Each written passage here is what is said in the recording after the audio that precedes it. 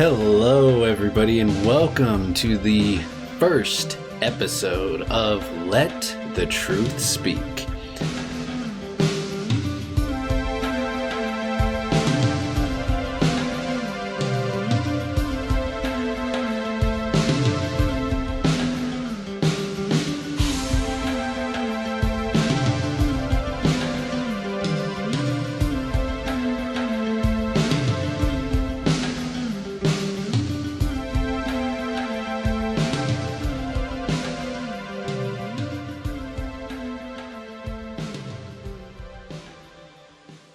So, this is humble beginnings, so bear with me on some of this stuff. I mean, this whole setup here it's not ideal. I don't even have lighting. I barely have like a light in the back.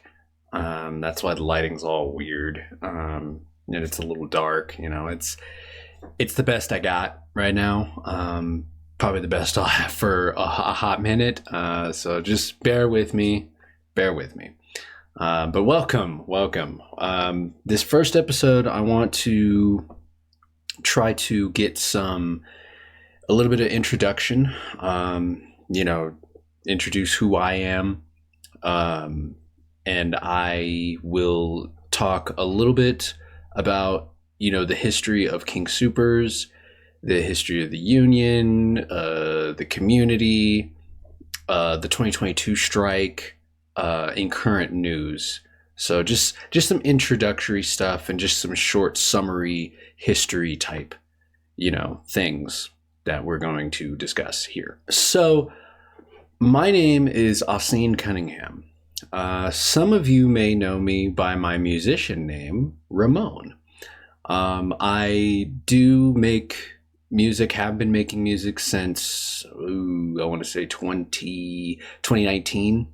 I have a much more extensive history with music and guitar playing, singing, music production, all that kind of stuff. I do the whole thing. I do all of it on my own. I'm a one-man band for sure, solo artist. But I really started getting very serious with it in 2019. But that's not what this space is about. I will link down below my actual other channel, my official music channel, musician channel, if you guys want to check out my music. I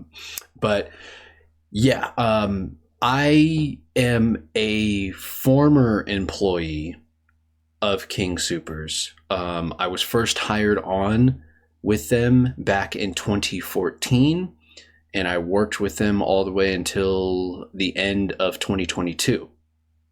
So a little over 8 years that I have experience with the company.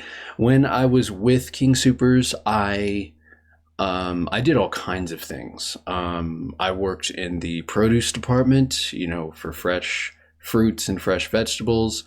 I did pretty much every job in the produce department. That was my main department, but I did every job within the produce department except for management. I've literally done everything else. I've worked every shift that is possible that you can work within the produce department. But I do have a little bit of history with other departments. I worked the grocery department. I did a little bit of overnight, so the night crew. I worked front end. I was never a cashier, and I was never trained on how to work a cashier register. But I did bag groceries. I pushed carts. So I did that side of the front end department. Believe it or not, I have history in the floral department. I was doing the flowers and stuff at one point. Helped with Christmas trees, stuff like that. I actually legit worked in the floral department for a hot minute. And and that's it. I didn't do any other department. That's all my history with job wise. Now, a little bit more extensive history, aside from the departments I've worked, I was also a leader in an employee program that they used to have. I I could be wrong about this, but I don't believe this program exists anymore. I don't think it does. And if it does, it definitely doesn't exist in the form that it used to exist in. But there was an employee program back when I was with them called Promise Team or Promise. They had this small group of people for each King Soopers location. Each store had their own Promise Team. And I was the leader of my store's Promise Team. I was elected shortly after the very first leader was in charge for my store's Promise Team lead, and I did that. I was a Promise Team lead for, I want to say, something like a year. Man, it's been a while, but I want to say, I think it was about a year, maybe a year and a half. I don't think it was 2 years. I don't think it was 2 years. It wasn't too long that I was a Promise Team lead, but I did that. I did do that for a minute. Actually, I want to say it might have been less than a year, but yeah, I did. I was a Promise Team lead for a while, and I'll explain what the whole purpose of the Promise Team was here in a minute. But yeah, that's pretty much my history with yeah, I want to say that's my entire history with King Soopers. Now, to explain what the Promise program was. So originally, because I was around when the Promise program was first created, during its inception. It was, from my understanding, from what I could gather, the Promise program originally, its purpose was to basically create a sort of HR, it was like a mini HR team, pretty much, specifically for employees. And it was to help bridge a communication gap, so to speak, between employees and management. And it was also mainly to help foster, I guess, communication within employees themselves. And I call it like a little mini HR thing because originally we were kind of like doing HR type stuff. Like we were doing things like conflict management amongst employees or between employees and management, or vice versa. We were doing stuff like that. But they also, probably one of the more bigger roles that we played is it helped drive community community interaction, interactive community stuff. So we were in charge of like fundraisers, or certain like toy drives or money drives or whatever, anything that was related to the community outside of the company. We were in charge of trying to bring that kind of community type interaction into the company business, so to speak. We did community relations stuff like that. So that was the original goal of it, as far as I could understand. It was, pun intended, it was a promising program. It actually was. It was. I remember when it was first created, I was like, oh, this is interesting. This could go places because it's a grocery store, and we're one of the main chains here in Colorado, one of the most dependable ones. The majority of people use King Soopers in Colorado. and I was intrigued by it for sure when I first heard about it. I did not expect at all to be elected to it. Although a little bit more background, I guess, to add on to my history. In a way, I guess it's not surprising that I was elected because I actually did things for my fellow employees when I was hired. So I used to do this thing that I'm quite known for, actually, where every Wednesday, I believe, it was either every Wednesday or every Thursday. I want to say it's no, not Wednesday. I'm sorry, I stand corrected. It's every Friday. It was every Friday.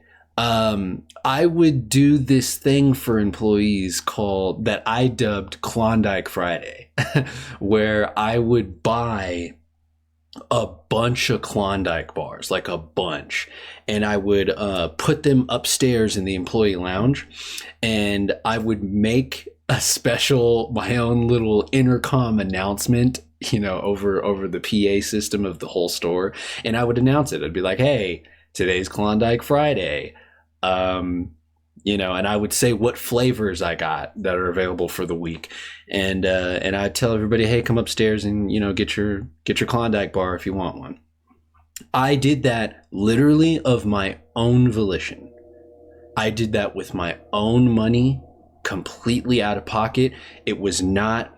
I never discussed it in detail with management. I never was. It wasn't like a company thing. I wasn't in cahoots with the company or management. No, it was completely set up by me alone, and I did it alone. The only thing I talked to management about was if I was allowed, for one, to make announcements over the PA system, and if it was okay if I use, the refrigerator space and the freezer upstairs in the employee lounge. I was approved for both at the time. So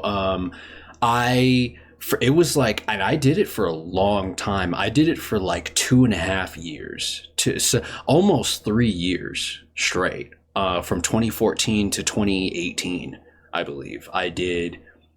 So 4 years actually. Well, no, I think it ended around 2017, but I did it for a long time. And I made a name for myself doing it.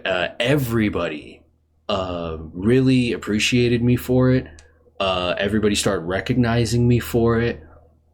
A lot of people were happy that I did at least something for the team because nobody else did. Management didn't do anything for the team. The company didn't do anything for the team. We didn't get stuff like that. They still don't get stuff like that from the company, from management, from anybody. And considering how King Soopers employees are worked, I personally felt like, hey, we need something, like we need some kind of morale booster. Are Klondike bars the healthiest thing? No. I did get a few complaints about that, and I not only did I get hear some complaints about that from some employees, but I even got overheard complaints about that from customers.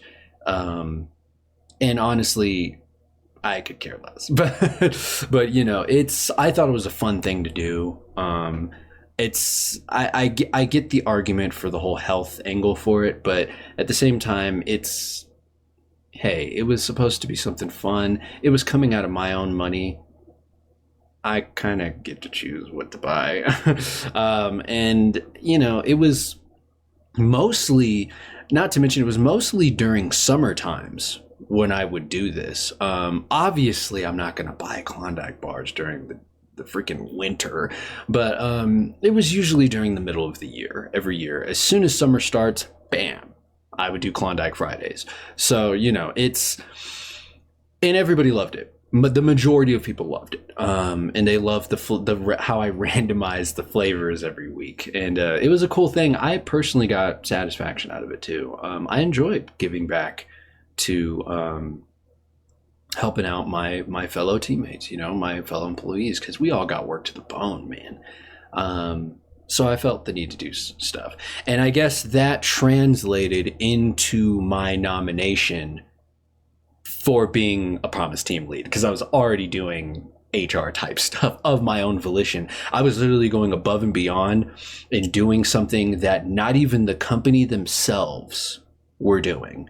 So I got high recognition for that. When the first team lead, stepped down, a lot of people were like, hey, get Asin in here. Make him the Promise team lead, because this dude is awesome. He's been buying his Klondikes every Friday. Get him in here. That's my history with Kings. Now, the value, I want to talk a little bit about the value of King Soopers to the community in general. For starters, here in Colorado, King Soopers is widely known as arguably the cheapest grocery chain in the entire state. If you want to save money, if you want to shop cheap, if you want to find the lowest prices for food, you typically here in Colorado, you go to King Soopers. It's debatable between King Soopers and Walmart. That has been a long-standing debate, and I'm pretty sure it's not just Colorado.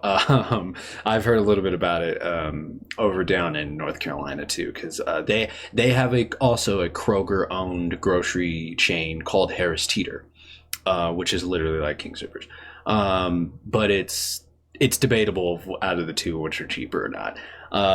But I digress. I will go on to say, through experience, King Soopers is widely known as literally the go-to place for food here in Colorado. Typically, there are a lot of people who do go to Walmart. Don't get me wrong, but I want to say King Soopers. I think King Soopers might actually beat them out. It depends. It goes back and forth through the years. One year Walmart will be on top. Another year King Soopers will be on top. It flows in between. I'll say this. When I first got hired, King Soopers was on top, if I remember correctly. King Soopers was on top. And personally, I prefer King Soopers as well. But, that's neither here or there. I've lived in Colorado for like 26, 27 years plus. So I've seen the community. It's typically Kings is the go-to. It's true that they do tend to have the best deals, the lowest prices for foods.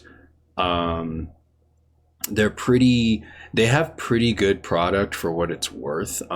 They have their own little like in-house brand, their King Soopers brand.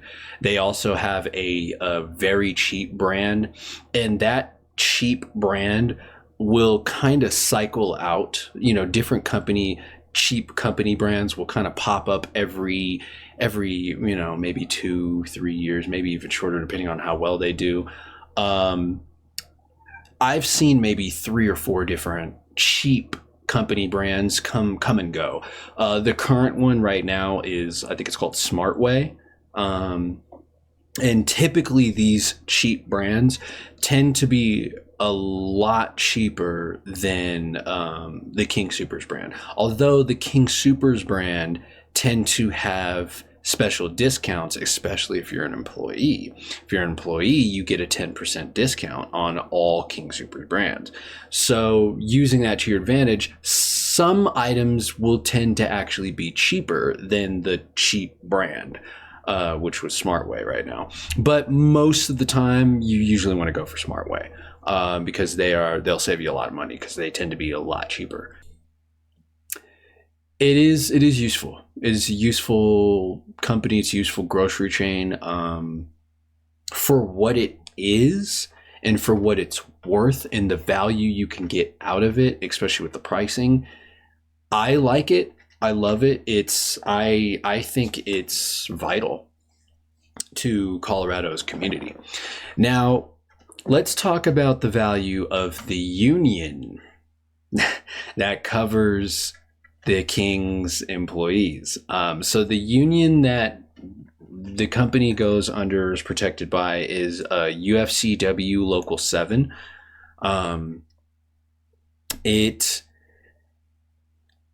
The value for the union, I'd say it's kind of a double-edged sword from my experience. It's a little bit of a double-edged sword. On one hand,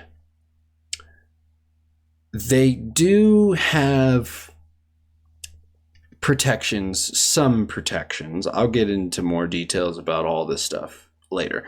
But they do have some protections, especially worker rights protections for the employees, which is always useful, quite frankly, especially when it comes to protecting yourself from the much bigger chain companies like a King Soopers or like a Walmart or like a Amazon or like a Tesla, or big brand stuff, Google, YouTube. If you're employees for really big companies, Disney, yes, it is very, very useful. I would argue and say it is vital to have a union behind your back, because it is much higher chance of bigger companies trying to screw you over.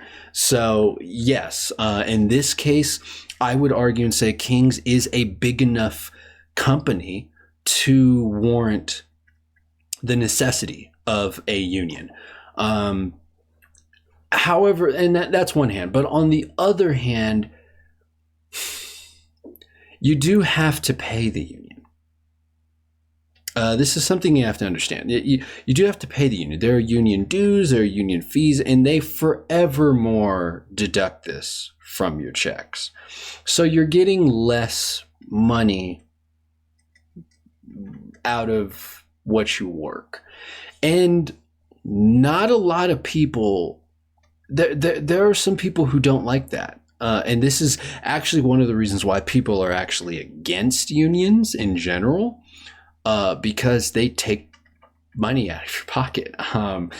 And there's nothing you can do about it. It's forced. It's needed. And I have to admit, I do sympathize with that argument. I actually do. I sympathize with it. I can understand it. I can understand it for sure. Especially with an economy like Colorado's or California's or New York's, having even more money taken out of your checks when the cost of living is already ridiculous, that can be pretty rage-inducing. It can be pretty frustrating. So, I get it. But like I said, it's a 50-50 kind of thing. It's a double-edged sword. You really can't, it's hard to take one stance or the other fully when it comes to the value of the UFCW for King's employees.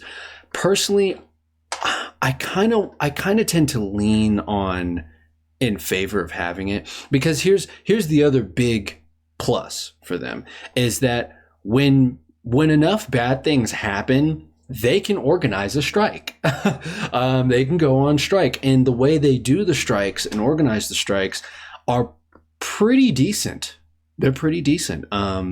Not to mention, probably the strongest thing for them is that when you do go on strike, all those union fees and union dues, you actually get to see that returned to you through UFCW paying the workers to strike.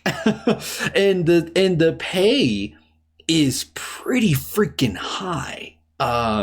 It's really good, actually. It's really good. And I'll get into more details on that later. So yeah, that's the kind of iffy 50-50 double-edged sword value that the union has for King's employees. Now, moving on, I want to talk about the dynamic between the union and the company itself. So through my experience, from what I've observed, UFCW and King's relations are really, really tense. Really tense. It's very clear that they do not like each other. They do not like each other at all, especially the two presidents. So the president of UFCW Local 7 is Kim Cordova, and the president of King Soopers is John Kelly. And even when you see the dynamic between just those two people, they definitely do not like each other. they do not like each other. The entire time I've worked with King Soopers, during my time there, the tension, man, like the sheer animosity between the two companies is pretty freaking wild. And in fact, this is the reason why I wanted to talk about the dynamic between the two. It's so strained that it actually, from what I've observed, it is damaging and has been damaging for a long time now to the employees because of that strained relationship. They, and I gotta say, they don't like each other for good reason. For good reason. There are very, very limited number of good reasons for the company to hate the union, but there are an overwhelming amount of good reasons for the union to hate the company. And the union, I've noticed the union likes to jump on almost any chance it can get to try to knock down the company a peg or two. And honestly, any chance it can get to go on strike nowadays, it will take it. It will take it. That's how strained it is. So moving on, I want to talk about the, now that I've talked about it's kind of summarized all the sides here, the values of everything. This kind of leads me to the issues that I've seen on all sides of the equation here. And this is something that is seriously not talked about enough. And I really want to hammer this topic in for this video, because it is not talked about enough. Nobody wants to admit these things that I'm about to talk about, but they seriously need to be put out there. So the issues that I see on all sides here that kind of contribute to all of the strained tensions that have been going on with the employees, with the union, and with the company.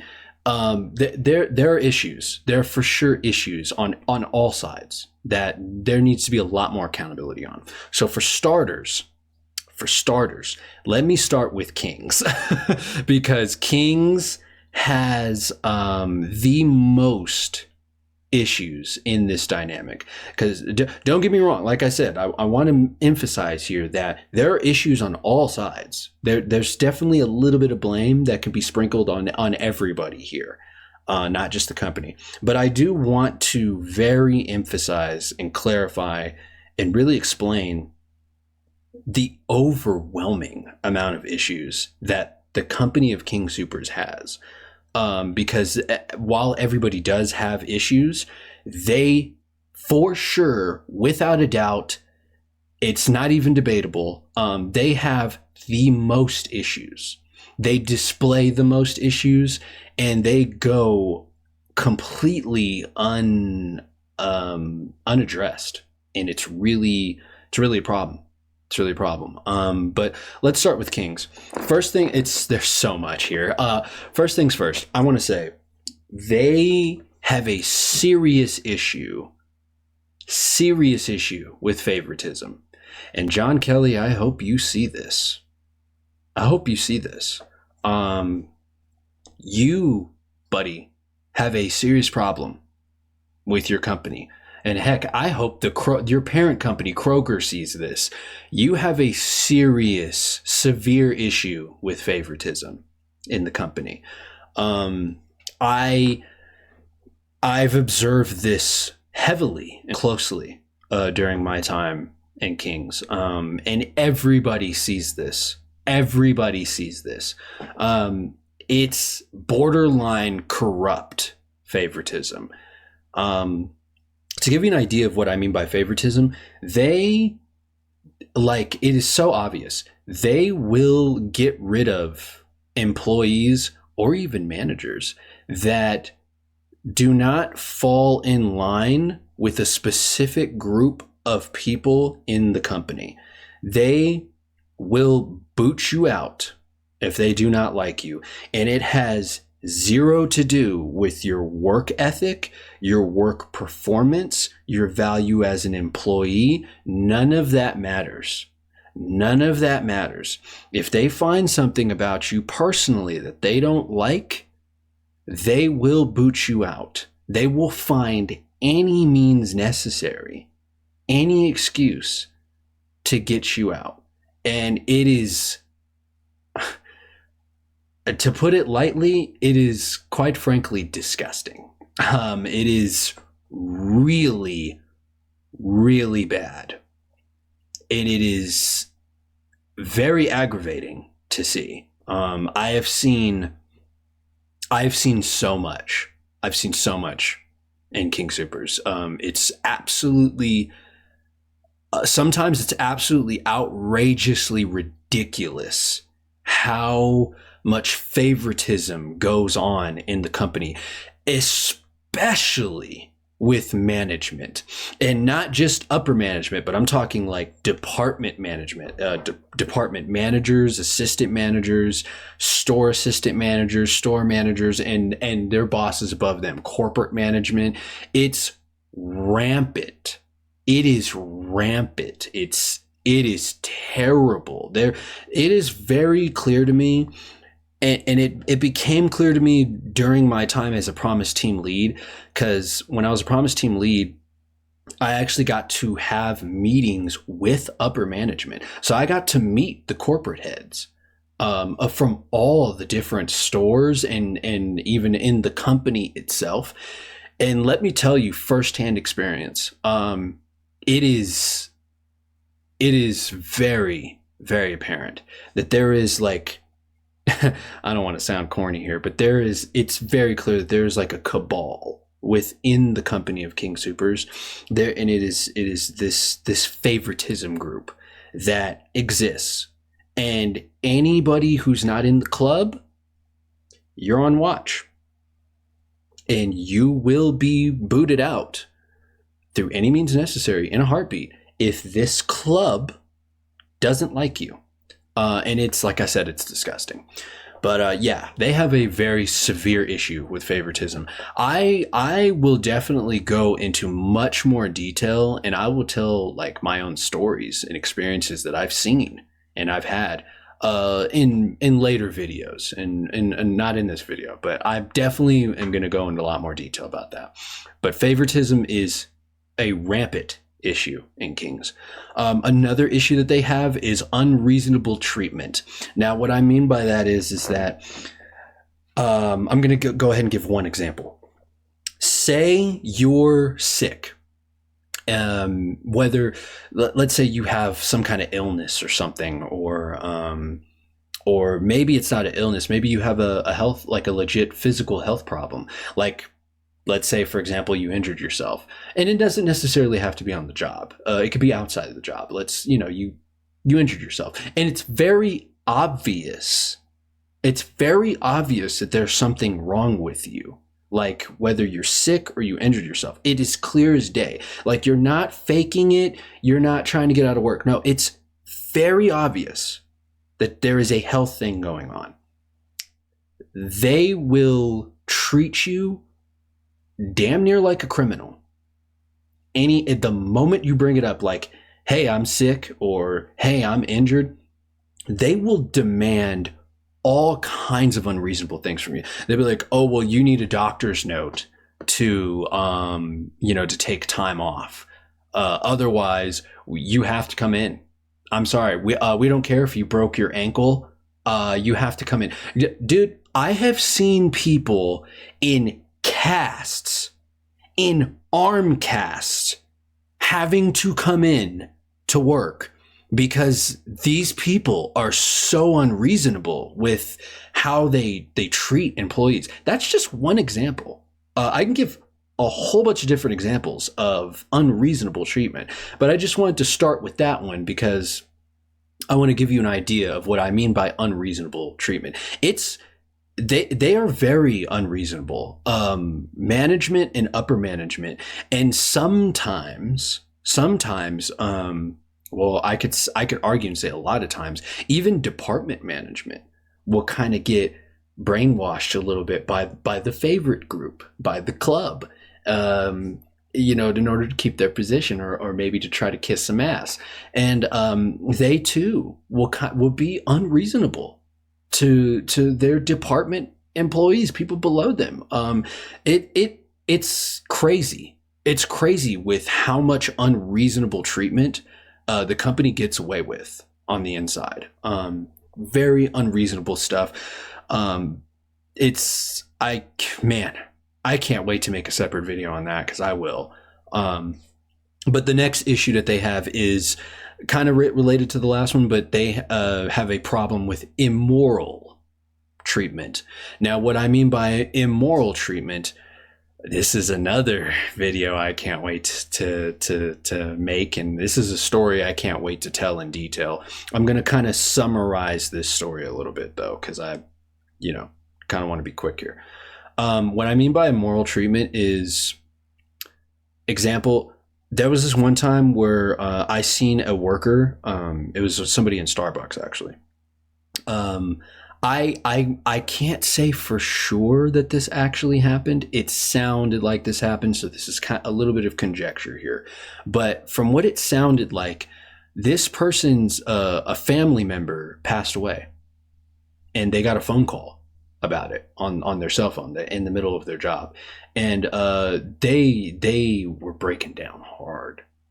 And of course, anybody would. It was a death in the family, and the store manager at the time came downstairs from their office and looked at the employee and said, "You can't be on your phone while you're at work. We have a policy against that." The employee said, "I know, but there's something going on. Like, this is a serious phone call. Like, can you make the exception? Can you give me a minute?" This store manager ended up taking this person's cell phone away from them, got on the phone with the person that they were talking to, and was like, "I'm sorry, but you can't talk to them right now because they're at work, and we have a policy against workers being on their phone." And the store management took their phone upstairs to their office and locked it in their desk for the rest of the day.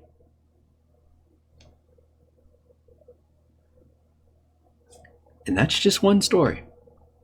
That's just one story. It's just one incidence of immoral treatment that I've seen from the company.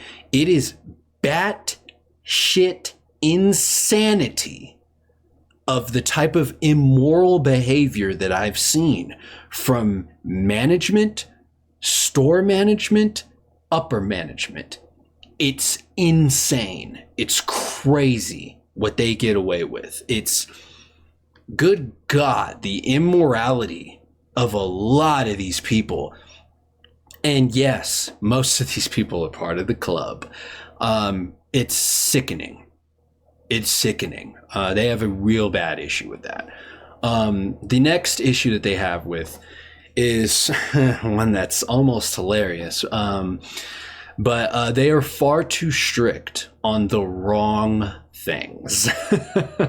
They seriously, they are way too strict on a lot of really, quite frankly, dumb things that honestly do not deserve the attention or the addressing that it deserves.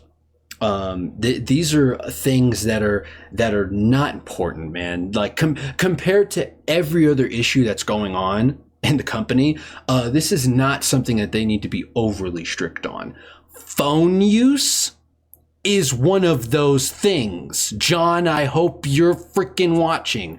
Phone use, while it can be an issue to a certain degree, let me suggest that in my experience and from what I've observed, and as a phone user myself, I fully admit, from what I've observed during my 8 years of King Soopers, most people don't play around on their freaking phones while they're working, especially in certain departments like grocery or night crew, because quite frankly, the type of work environment that they create for the employees and the kind of work, the amount of work that they expect people to get done, literally makes it very difficult to be screwing around on your phone anyways.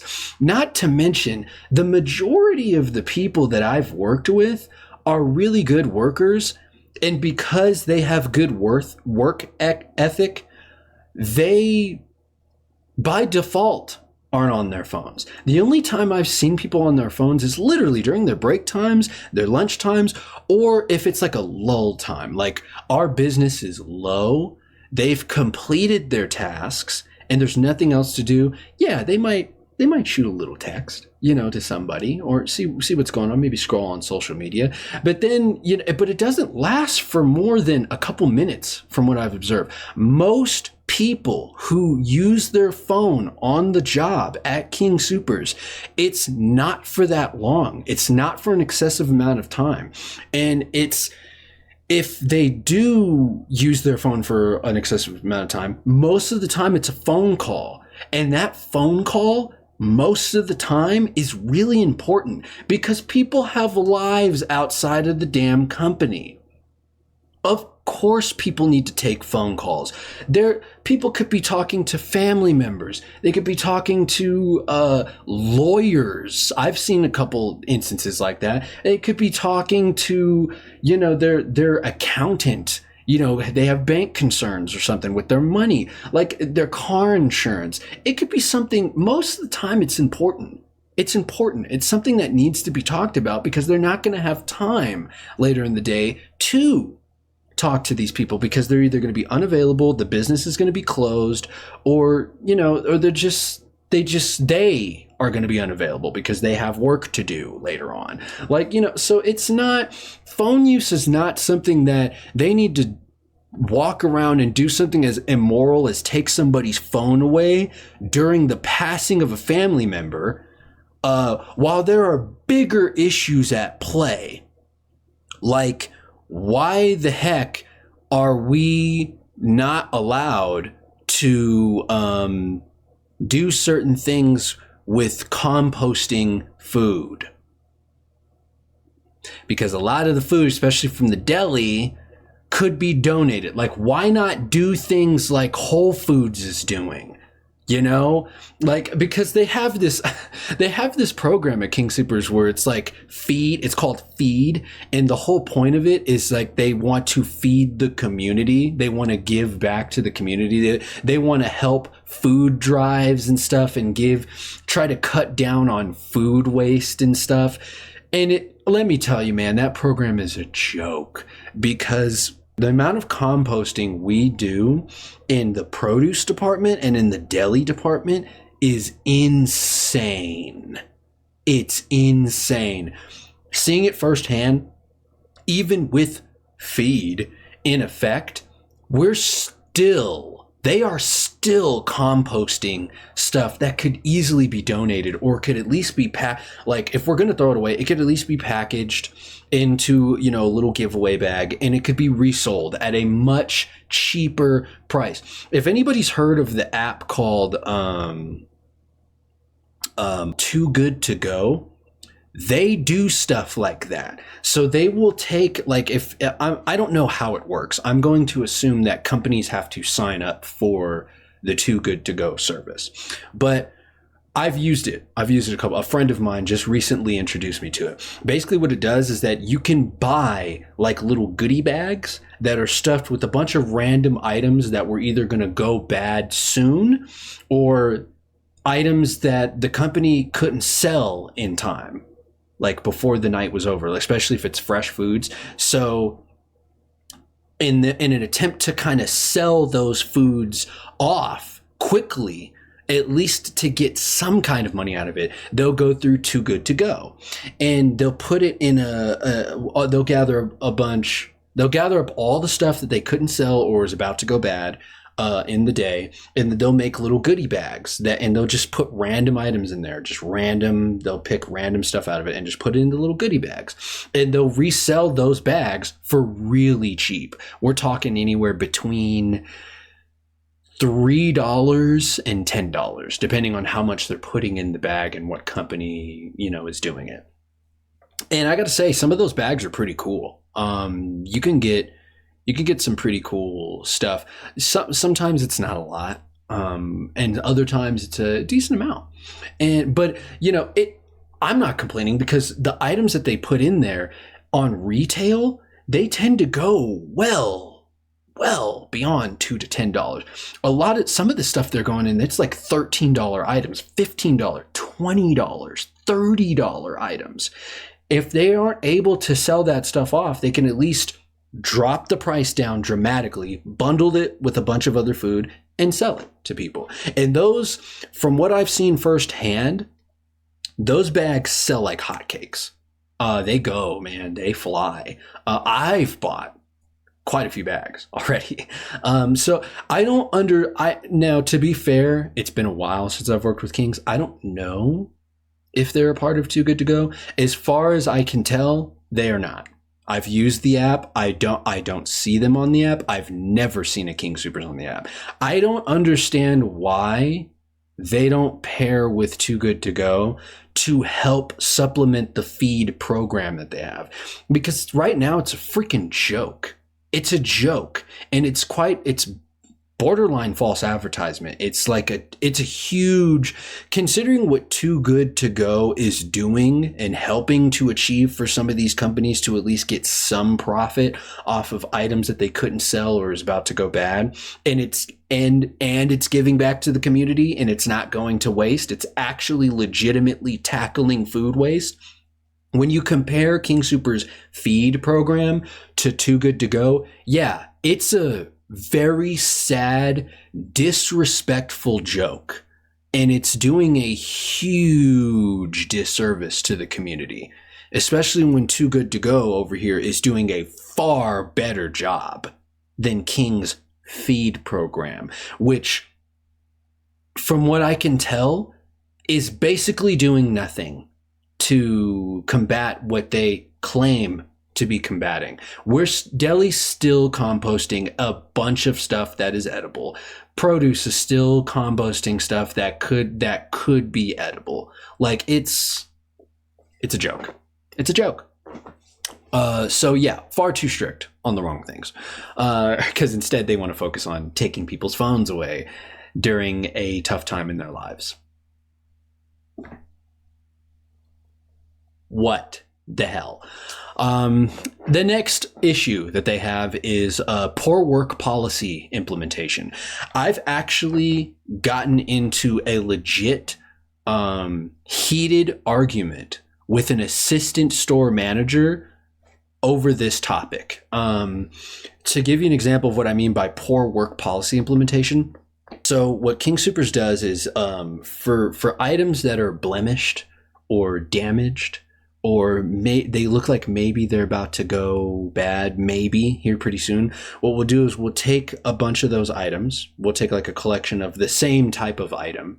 So in produce, let's say we'll take a bunch of apples, let's say, for example. We'll take like 5 apples, and we'll put 5 apples in these red bags. They're netted, and we'll wrap them around, and we'll tie up the bags, and it'll have these 5 blemished apples in them. And those bags are charged at something really cheap, like $1 or $2 or something like that.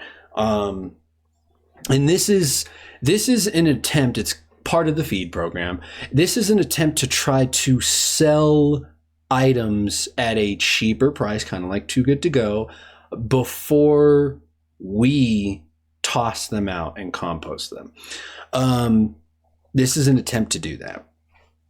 There was this one time where I was trying to red bag certain items, certain produce items, because I was like, oh, you can totally eat these still. Like these are edible. Like heck, I would buy these for $1 if I wanted them. Like I didn't want them, but like I would buy this. Like we could definitely red bag this and still sell it, still manage to sell it for a much cheaper price. However, the store manager wanted to compost those same items. And in fact, he was getting mad about why we weren't composting enough.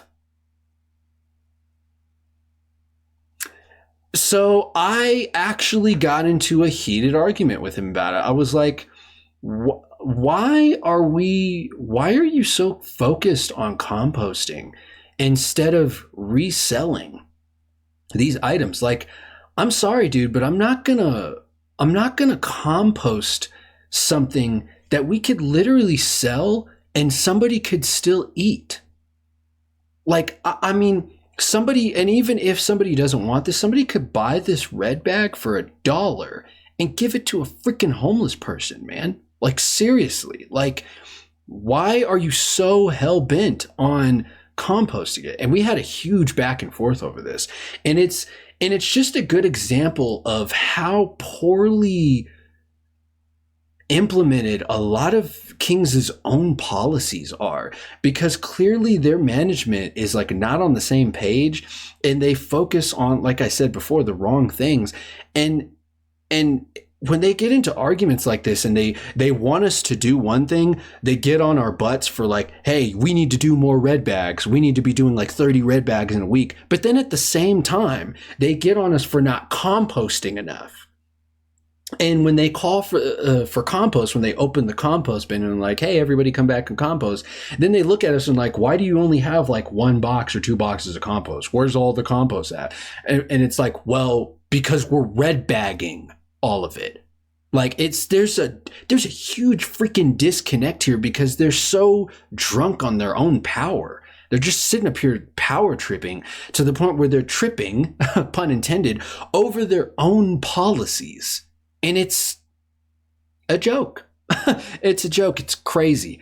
The next issue is kind of similar to the last one, but it's mismanaged employee programs. And let me tell you, the example that I'm going to use is the Promise program. That program was so poorly mismanaged, it hurt. It hurt me. The sheer amount of haphazard implementation of this program that could have been something good, by the way, was really bad. Heck, when I was doing the Klondike Friday thing, when I became Promise Team Lead, I actually tried to bring that idea into the Promise Team program. And I tried to use my position and my power as a Promise Team Lead to talk to management and even upper management and be like, hey, there's this, one of the reasons why I got nominated is because I did this thing called Klondike Friday.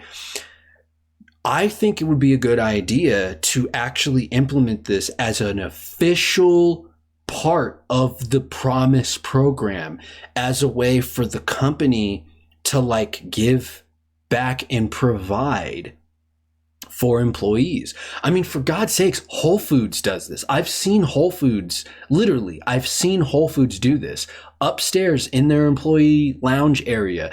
They will quite often, not all the time, but quite often, they will do this thing where they actually have a bunch of freaking food and snacks upstairs on a table for the entire store to partake in, and it's all kinds of things. I've seen things from like granola snacks and fruit snacks all the way to full-blown deli-made soups, whole crock pots of deli soups. And let me tell you, those soups are bomb, because I've had some. It's wild what Whole Foods actually provides for their employees. Yet King Soopers doesn't do a damn thing for their employees at all. And yet they have the feed program. See what I'm talking about here? So like, I tried to actually bring my own kind-heartedness to the Promise program. Got shot down. It was terrible, man. It was terrible. Another example for mismanaged employee programs is that there was really poor communication on what type of power Promise team leads had. So when it was first introduced, during the inception of the Promise program, we were very clearly told by the founding members of the program that Promise team leaders were supposed to have the same authority as an assistant store manager, maybe even as a store manager. Literally, we were supposed to have the same level of authority, but not like on a broad level, not like, we're your bosses, we get to tell people what to do. No. It was only within the scope of what I said before, within the scope of the HR realm, within the realm of the social stuff, the community stuff, like all of the things that we do for employees, just within that realm. Not the work, not the job stuff, like not your actual job duties, like if you're a produce clerk, you're stocking the floor. No, your produce manager is in charge of directing you on that stuff. But when it came to social stuff, what the Promise program was supposed to be, that realm solely, we were supposed to have store management level authority. So, for example, going back to the example I was using, when I was trying to implement, hey, let's start providing food or snacks or something for employees at least once a week. We can have further discussions on maybe doing it every day, but like at least once a week, let's make this an official thing. And maybe people can like donate in the company, not from the employees, from the company, maybe we can do a thing where it's like excess revenue that the store may get. Maybe it could just be like $20 or something. I wasn't asking for a lot, like maybe $100, $200, $500. Like put it in a pot and then like put it like on a card or something, like put it on a gift card, a King Soopers gift card, hand me the card and I will be in charge of it. And I will go and buy the things that we can buy for, I wasn't asking for a lot, and it was something simple.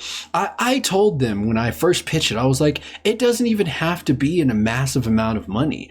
I'm talking like, just give me $50, bro. Just give me $50. I can do a lot with 50. I'm good with money. I'm good with finances. Give me a $50 King Soopers gift card once a week. And I will show you how far I can take $50 to provide snacks and foods and stuff for the whole freaking store. They let me do it one time and then they never let me do it again. How pathetic is that, man? When Whole Foods is over here doing a lot for their employees. It's ridiculous, man.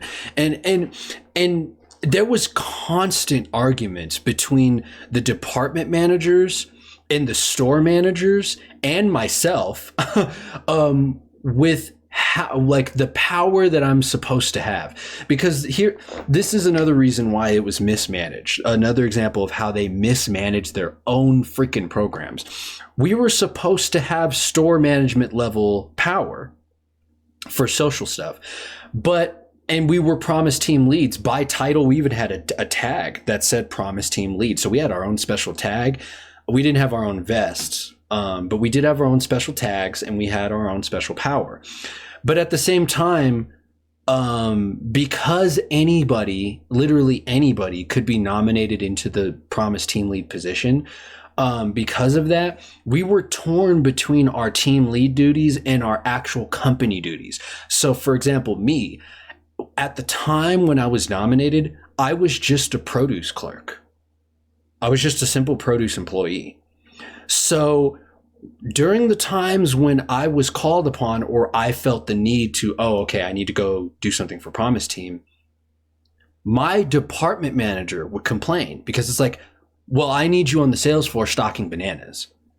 You shouldn't be doing your Promise Team Lead stuff right now. You need to be on the sales floor, doing the bananas. And I'm like, whoa, wait a minute. Like, I get that. Like, I get I'm an employee, but upper management made it pretty clear that I have, in this position, I have specific duties that I need to attend to, like any other manager, like a department manager or a store manager or assistant store manager. Like, when that time comes, I need to go do that, dude. So, like, I can't be torn here. Like, there are like 5 other employees we have. Get somebody else to do it and just give me, I don't know, like 20 minutes to go fill out some paperwork and go talk to the manager and have a tiny little 10-minute meeting about what needs to be done with this $50 gift card that they just gave me for you. So, let me do that. And then there were other times where it wasn't the department manager that was getting mad. It was store management that was getting mad because they would come down and be like, why is nobody on the sales floor? And then it's like, well, I'm kind of doing this Promise Team Lead thing right now because we're having a walk with one of the founding members that's walking through the store right now, and he wants to meet with the Promise Team leader.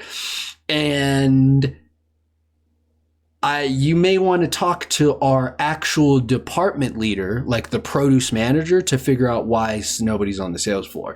And then they'll be like, oh, well, since nobody's on the floor, I need you to be on the floor. And then one of the founding members, one of the upper management, by the way, who is literally the boss of the store manager, he'll come in because he's trying to walk with me right now to do Promise program duties. He'll come up and be like, no, I need to speak with Asin right now about this Promise thing. And then the store manager will be like, well, we have nobody on the floor. We need somebody on the floor. And they'll have a back and forth about what I should be doing. So there was no clear freaking line, and nobody was on the same page on the power of what the Promise Team leads had and what they were in charge of, their duties. And we were just getting tugged in like 10 different directions all the time because nobody was on the same page, and it was poorly mismanaged. Now on to the next problem. Next problem they have is false HR advertisement. The best example of this, and this was rampant when I first got, in the first 5 years of my time there. They literally, even during job postings, open job postings, they would literally advertise how easy it is to move up the ladder in the company and how much they needed, an assistant department manager or just a department manager.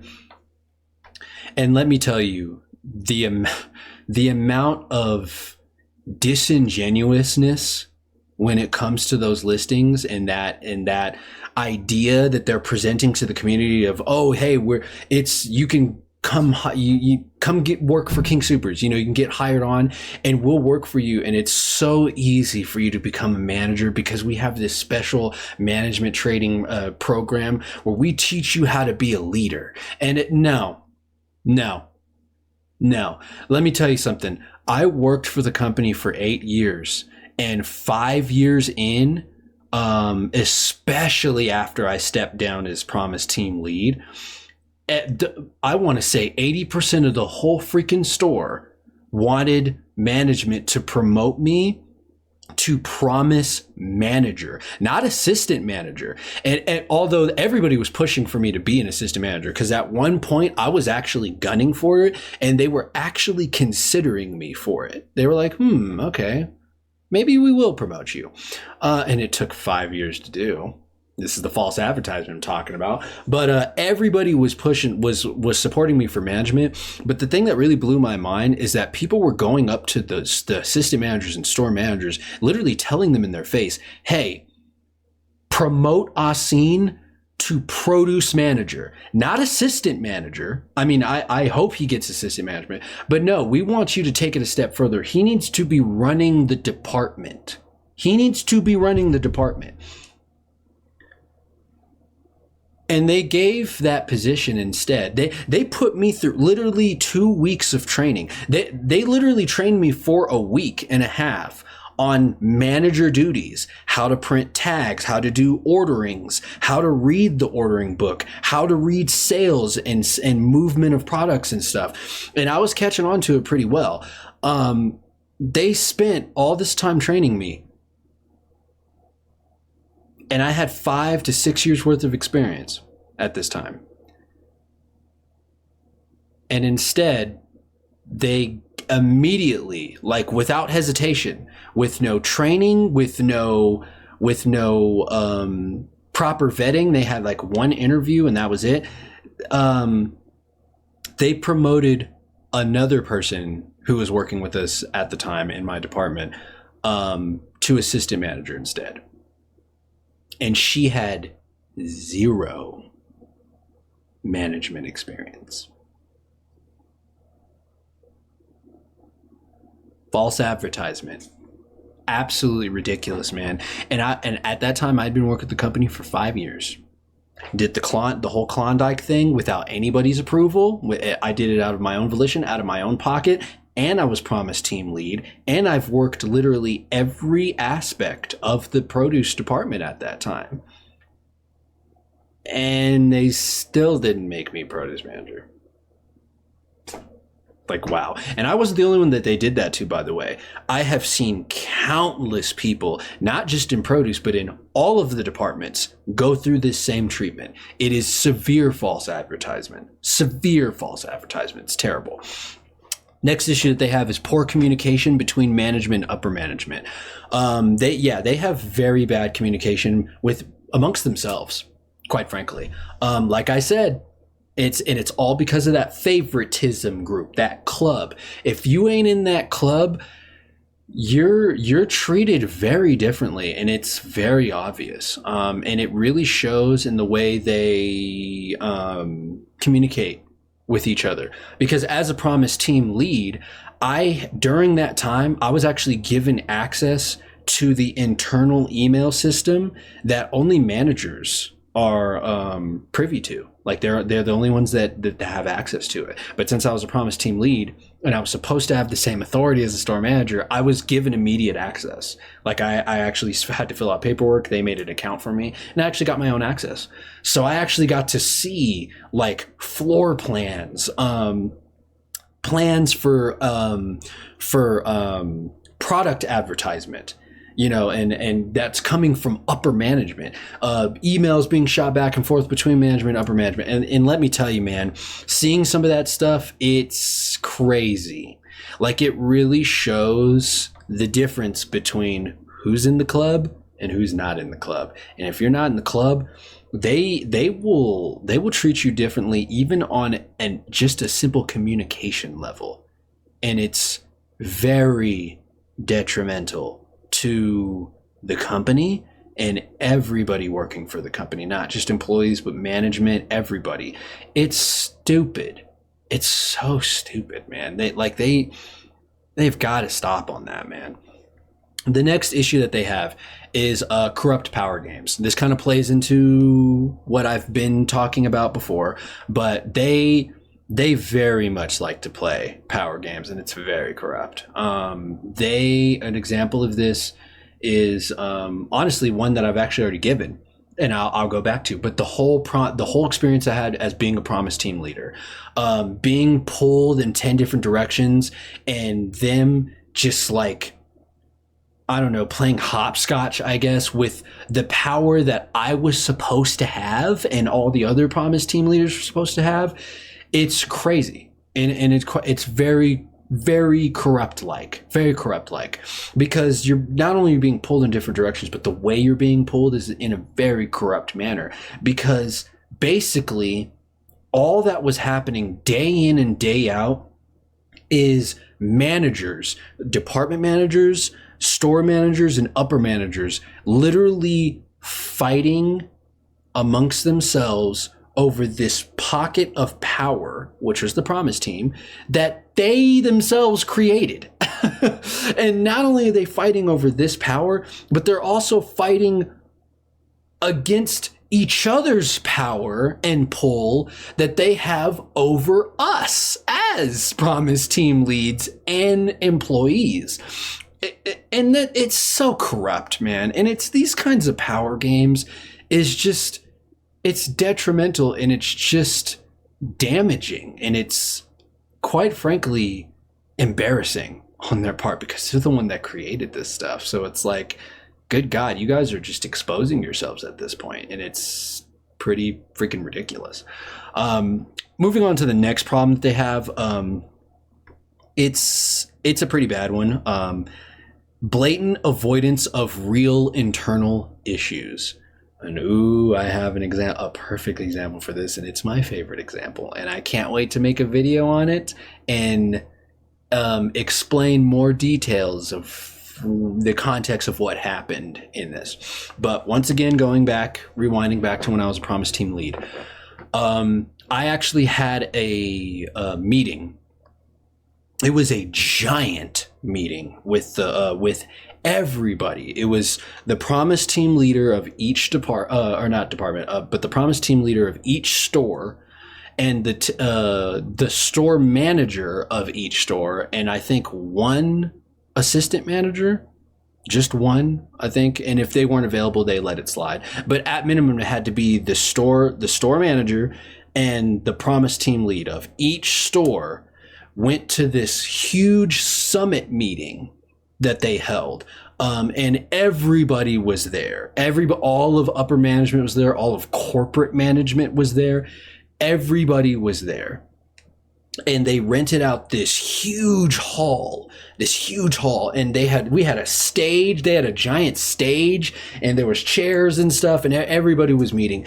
And the whole point of the summit meeting was to discuss a lot of the internal issues and plans and goals going forward that the company had for the Promise program, for Feed, for employees, for management, for the community, toy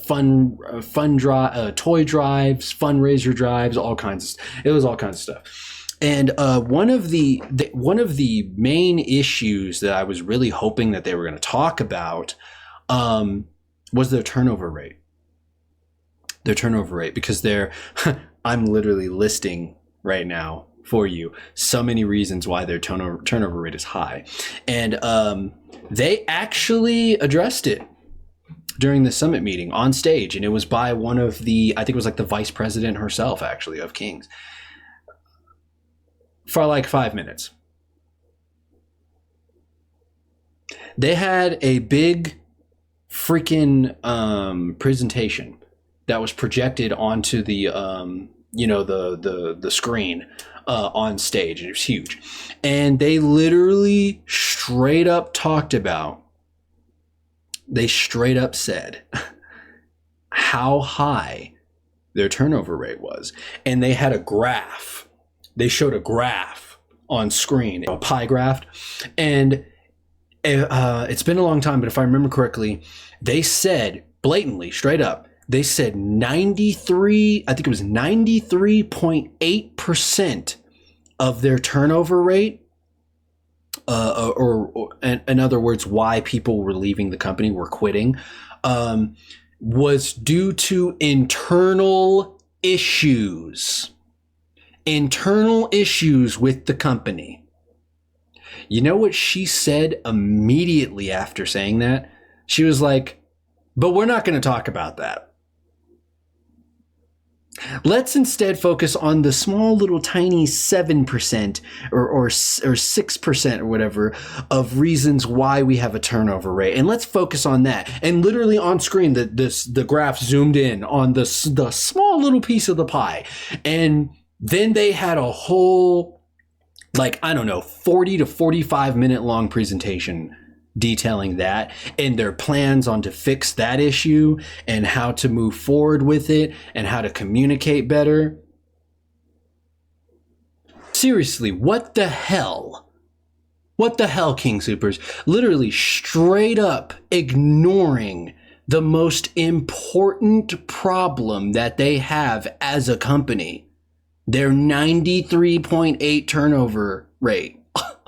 Like, literally just blatantly on stage in front of the entire freaking company. We're like, no, we're not going to talk about that. Oh, that number? Oh, it ain't real. It ain't real. I don't know what you're talking about. Anyways, let's move on. Like, the next issue that they have is what I like to call disguised retaliation. This plays into what I was talking about earlier with their favoritism, but this really showed after the 2022 strike. Basically, the reason why I call it disguised retaliation, because while there are laws against companies to retaliate against an employee for partaking, let's say, as an example, in a strike, that is illegal and it's against the law.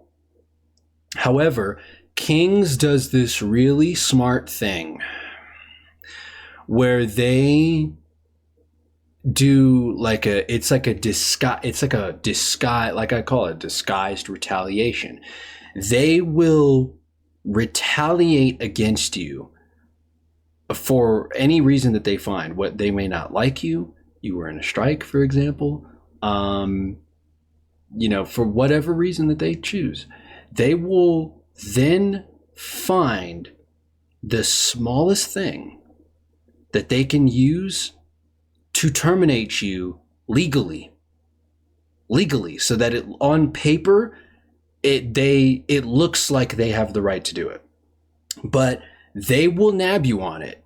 But they will use that as a form of kind of a silent retaliation, or as I like to say, disguised retaliation, because they use the legal front, on paper it looks legit, but they use that as a means of retaliation. And the reason why I know this, to kind of further delve into this, the reason why I know this is a thing is because the things that they use as a means to disguise the retaliation are things that they have not paid attention to before. So as example, let's say you're somebody who has a poor track record of attendance. So let's say you're somebody who's been coming to work late, anywhere between 5 to 15 minutes late every single day for 6 months straight. Like me, for example, for good reasons. For God's sakes, I'm a musician, and I let them know that. I digress. But let's say you're late for whatever reason, because people have freaking lives, outside of King Soopers. You're not a freaking slave. But let's say you're somebody who's like that. You're 15 minutes late every day for 6 months straight.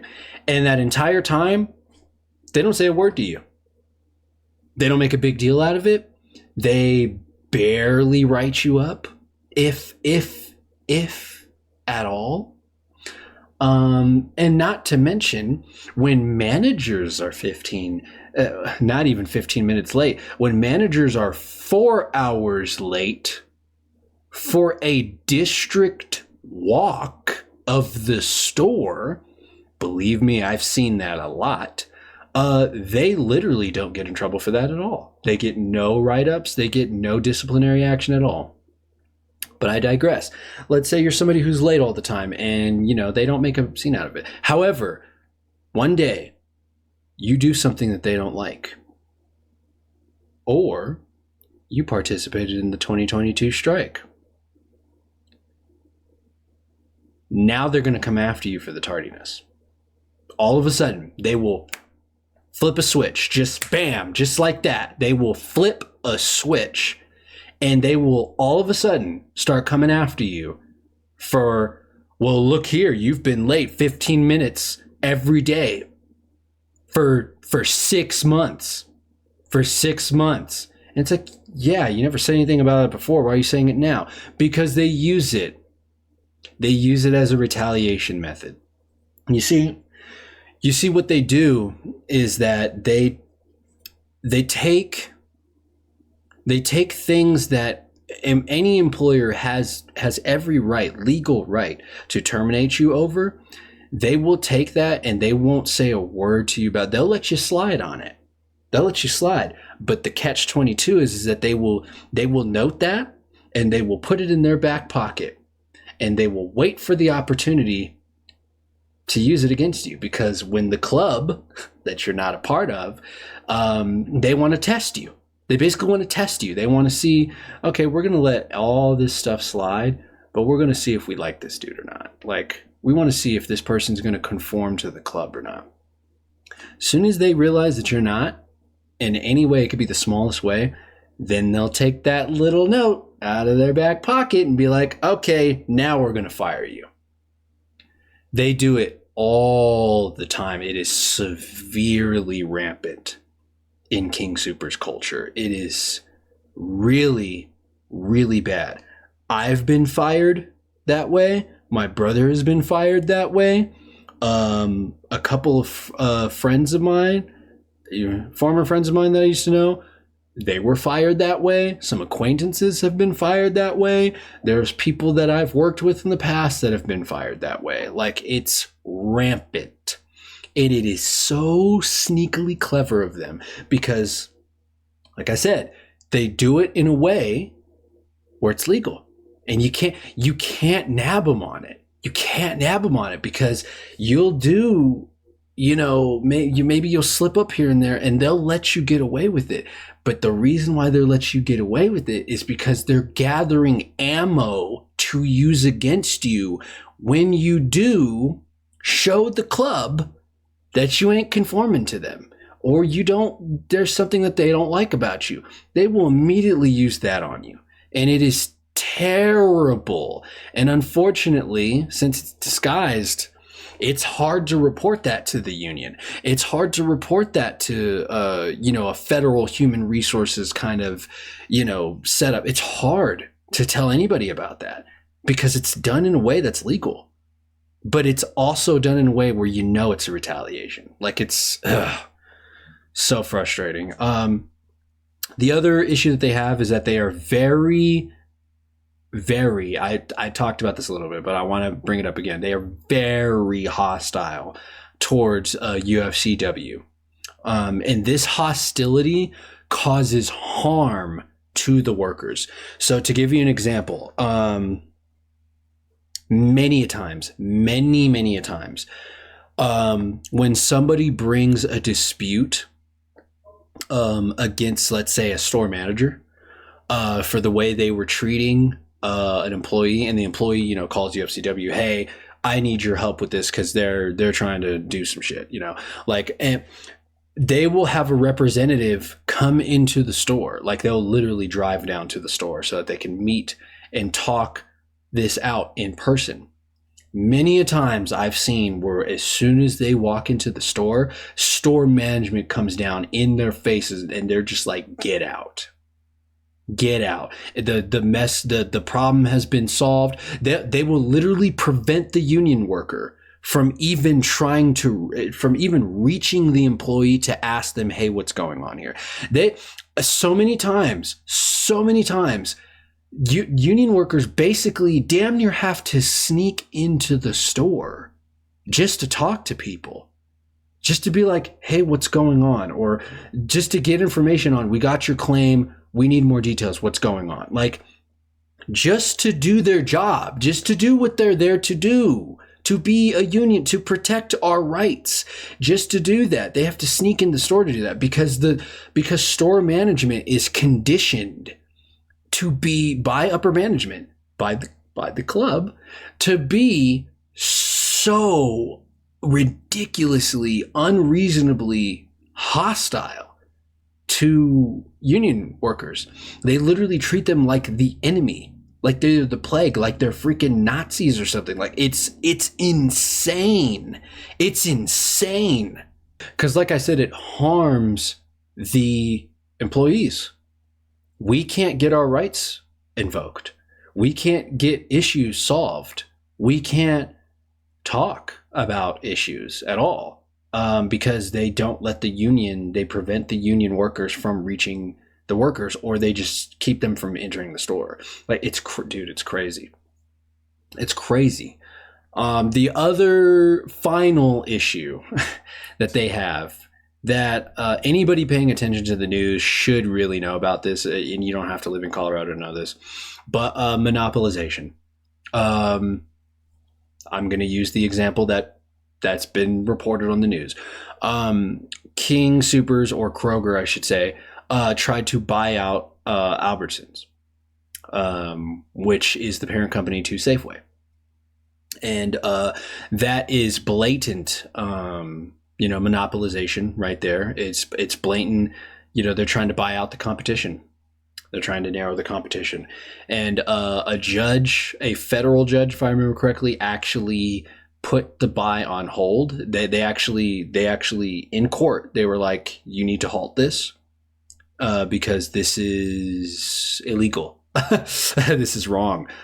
So they actually put the deal on hold, and then Albertsons came back to the table and were like, you know what? Yeah, they're right. This is wrong. We're stepping out of the deal. So they canceled the deal.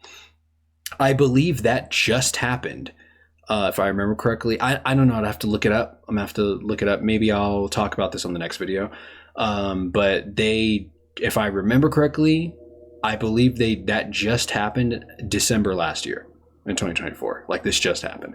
So and if I remember correctly, not only did Albertsons walk out of the buy deal, but now they are suing Kroger. They're suing them now. So it's, they, with everything that I've just labeled or just listed as an issue with them, is it really a surprise? Of course they have monopolization issues, because they're freaking corrupt.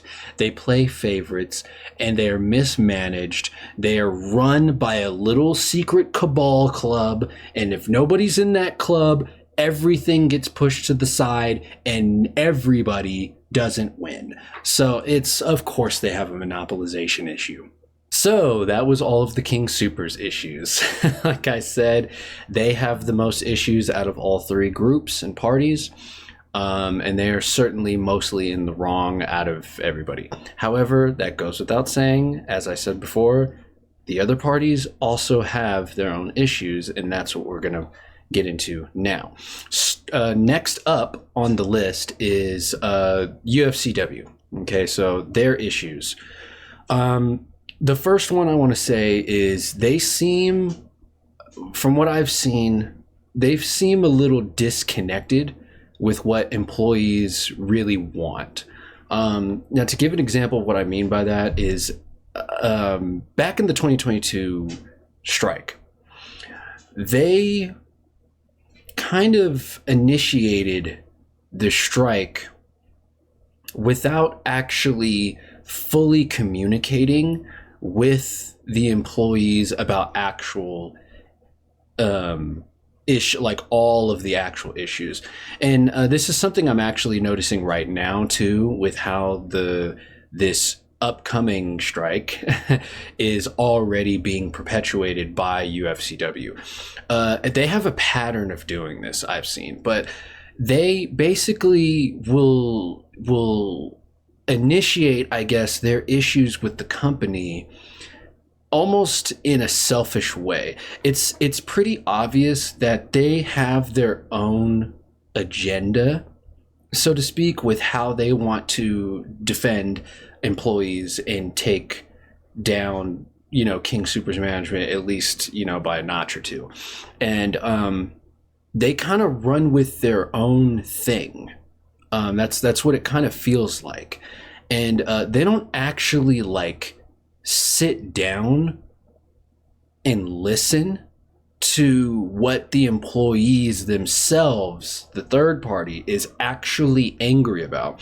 Yeah, there's some things that the UFCW will automatically fight for and complain about, and and do their own sort of agenda on, and some of those things, yeah, employees definitely agree with, and are on board with being an issue in this whole scenario here. However, they tend to lean so hard into their own agenda that there are other things that get disconnected, and they end up finding out late, way too late in the process, in my personal opinion, what all employees are angry about and what they want the UFCW to help them fight to change.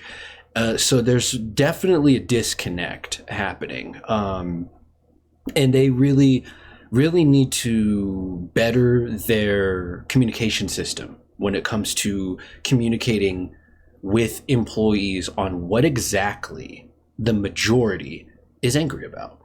Now that goes to the next issue that I'd say they have, and it plays very much, the first issue very much plays into the second issue, but they tend to play the same hand while seemingly ignoring some employee issues.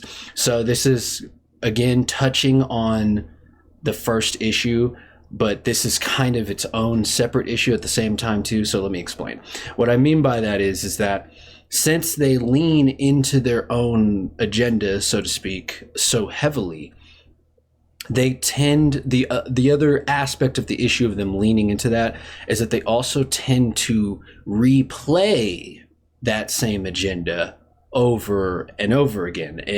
And while it's warranted, because UFCW replaying their agenda, replaying their hand, it causes them to just completely ignore other issues that also play into the total, the total problem that's going on between the dynamic of the employees and the King Soopers company. And that is another aspect of their issues that is a problem.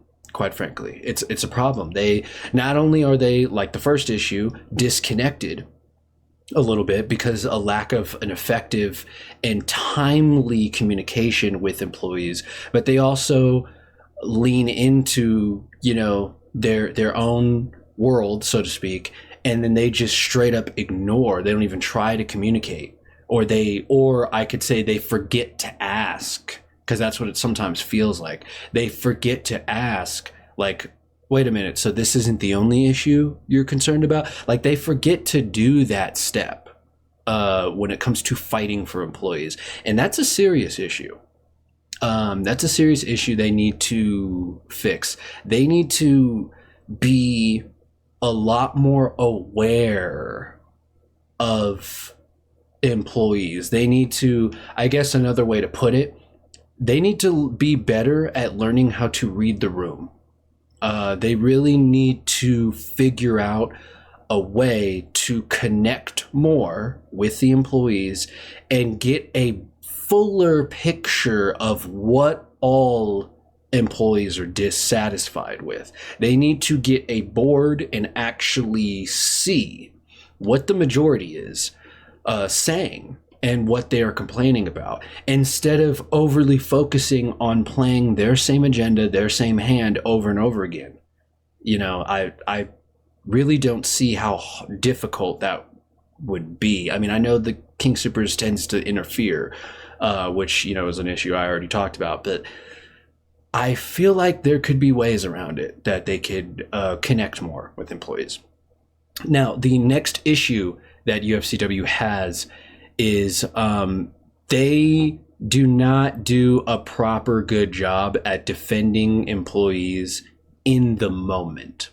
Now, let me explain what I mean by that and give you an example. So they do a good job at, I personally would say they do a good job at defending employees in a kind of long term kind of way. But when it comes to a short term, like immediate moment, like, hey, this thing is happening, I need a union rep. Like when it comes to instantaneous moment stuff, I've observed with my experience, they do a poor job. Sometimes they're successful. Most of the time, they are not. Now, some of it is because, again, going back to an issue that I talked about with Kings will actively try to interfere with union reps trying to help the employee in their case. But that's just part of it. That's just part of it. The whole interference thing, that's just a little bit of it. It's mostly UFCW's fault when it comes to not being effective in the immediate moment. So let's say, for example, I'll use this as an example. So somebody was getting in trouble for something that they were doing in the deli. Now, technically speaking, what they were doing in the deli was technically against the rules. It was against policy. However, they had good reason for it, because since deli workers tend to be massively overworked, they are forced, because there's so much they need to do in so little time while serving customers and stuff, and there's just not good, in my opinion, there's not good work structure that King's has for the deli department. They tend to have to cut corners a lot in the deli. And this, of course, results in having to cut corners on policy and trying to follow the rules. And so this person that I'm using as an example, they were cutting corners. They were technically going against policy. But the reason why they were doing it is because there was only like 3 people in the deli. So they had way too much responsibility on their shoulders. All of these workers did. So they had no choice but to do priority checks on themselves. What tasks need to be done? What other tasks unfortunately can't be done? Because if they try to do everything, nothing's going to get done. So in order to actually try to do something with little manpower they had to kind of cut corners. This was caught on camera, and the store management noticed it. So they pulled him up to the office and tried to write him up for it.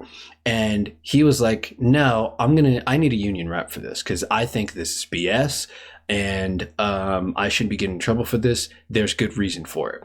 And they came to the store and they did basically virtually nothing to defend the employee, but that's what they're supposed to do, and they're getting paid for it. Basically, they had a meeting. It was the store manager, it was the assistant store manager, it was the union rep, and it was the employee, and they were having a big back and forth during this meeting, and the union rep barely did anything. And I was also told that I forgot to mention this example is a true story. I was also told that from what the employee was observing, it was almost like the union rep was allowing the store manager to talk down to the union rep, and was like kind of domineering the whole thing, and was like, didn't let him speak. So that was already an unfair dynamic as is. But it was also, and that's not the union rep's fault. That's definitely the company, the store manager's fault. However, bringing this back to the issue that I'm talking about here, the union rep did not put a foot down. They didn't counteract that domineering effect. They just let it happen. And they didn't say anything. And they didn't barely defend the employee's story, their side of saying, well, there's so much stuff that we need to do. I have to cut corners. I have to let certain things go, because otherwise nothing's going to get done. There's only 3 of us down there. What the hell do you expect us to do?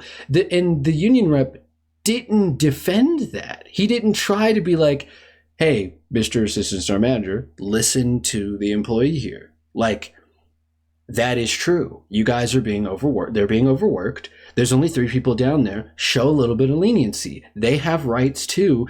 They're in a tough situation where they have no choice but to cut corners. And if you don't want them to cut corners, then actually make sure that no matter the circumstances, there are extra workers in the deli department.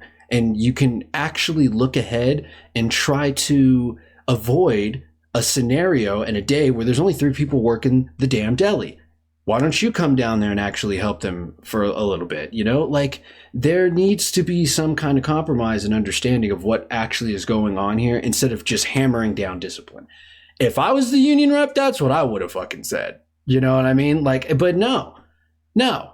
I mean, if I was the union rep, that's what I would have said. But he didn't say it. He didn't say it at all. In fact, from what I was told, he just stayed quiet for most of it. And guess what that meeting resulted in? The deli worker being fired.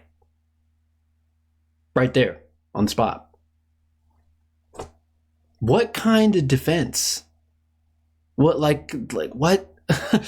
So, I mean, and that's just one example. They do that a lot. They do that a lot. They do. I've heard from so many people, and I've seen it firsthand. They do a poor job at actually defending people in the moment. And that absolutely needs to change. It needs to change. Look, I get it. There are some things, there are some situations and some things that when employees, go against policy and rules and stuff, I get it. A lot of times they tend to be legit. It tends to be legit. I mean, so this company kind of has a right to be like, hey, you're not following the rules. Like, they have a right to say that because technically speaking, you are breaking the rules. However, that doesn't mean that they get the right to just completely stomp out and ignore your reasons why you had to tiptoe around the rules, why you're breaking the rules. There needs to be voice. There needs to be voice. You need to have the whole situation laid out, and everything needs to be considered and not shut everything else out. And that's what King Soopers tends to do in the moment.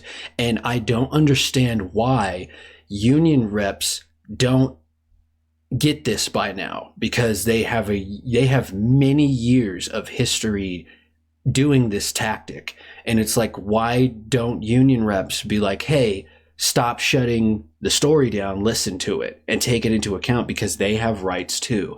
Like, how hard is that to say or enforce and put your foot down and be like, yo, chill. Let there be dialogue between both of you, not just on your side. Like, you know what I mean? Like, I don't get how that's so hard to incorporate in their job as union reps. And that's a serious problem that they need to address. They need some serious reformation on how union reps are trained and how they should handle situations like that, because those are the most common situations that happen in King Soopers. Therefore, that needs to be one of their priorities on fixing, so that they can properly address and defend the employees and actually do their damn jobs. Now, moving on to the next issue that they have, and which is actually the last one.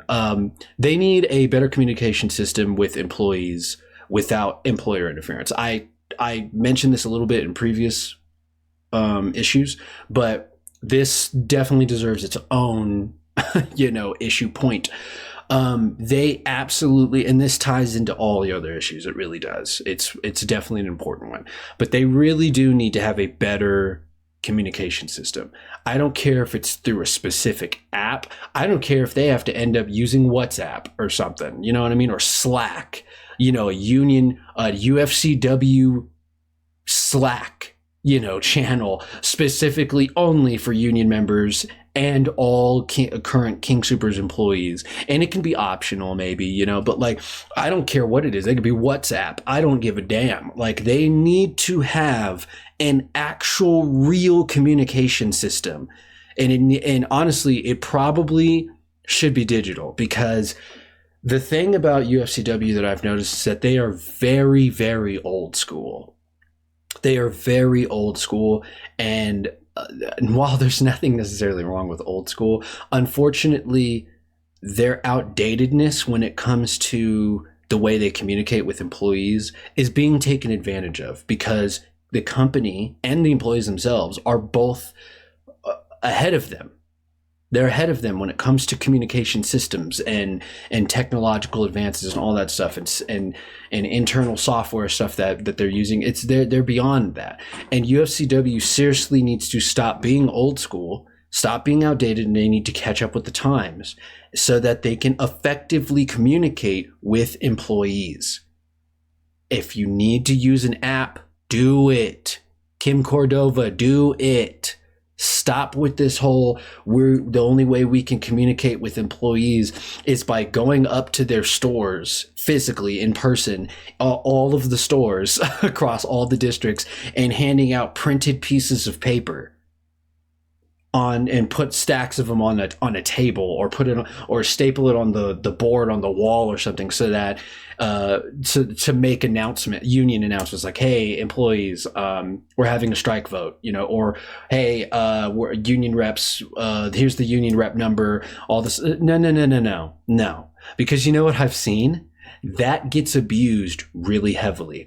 It is so easy for store managers to just come through, grab those stacks, and literally put them in a place where we're never going to find them. Or they'll just take them off the board, crumble them up, and just throw them away. I've seen it. Like, it's so easy to abuse physical papers. And no, that doesn't mean QR codes on a printed piece of paper is any better. You guys need to up your communication game, okay? Stop using printed pieces of paper. Start using apps. Start using end-to-end encryptions, things that the company cannot interfere with, because that's one of the biggest reasons why the union is so ineffective at helping employees and actually, you know, being connected to them, is because they're so old school that the company is taking advantage of it and running very easy interference operations. For God's sakes, the store management is trained and have been trained for years on easy ways to interfere with union so that they don't help workers. Like, come on, guys. I don't understand why this is so hard to comprehend. Okay, it's very simple, and honestly, you do well to listen to employees and people like me when it comes to stuff like this, and getting feedback and suggestions on how to do it.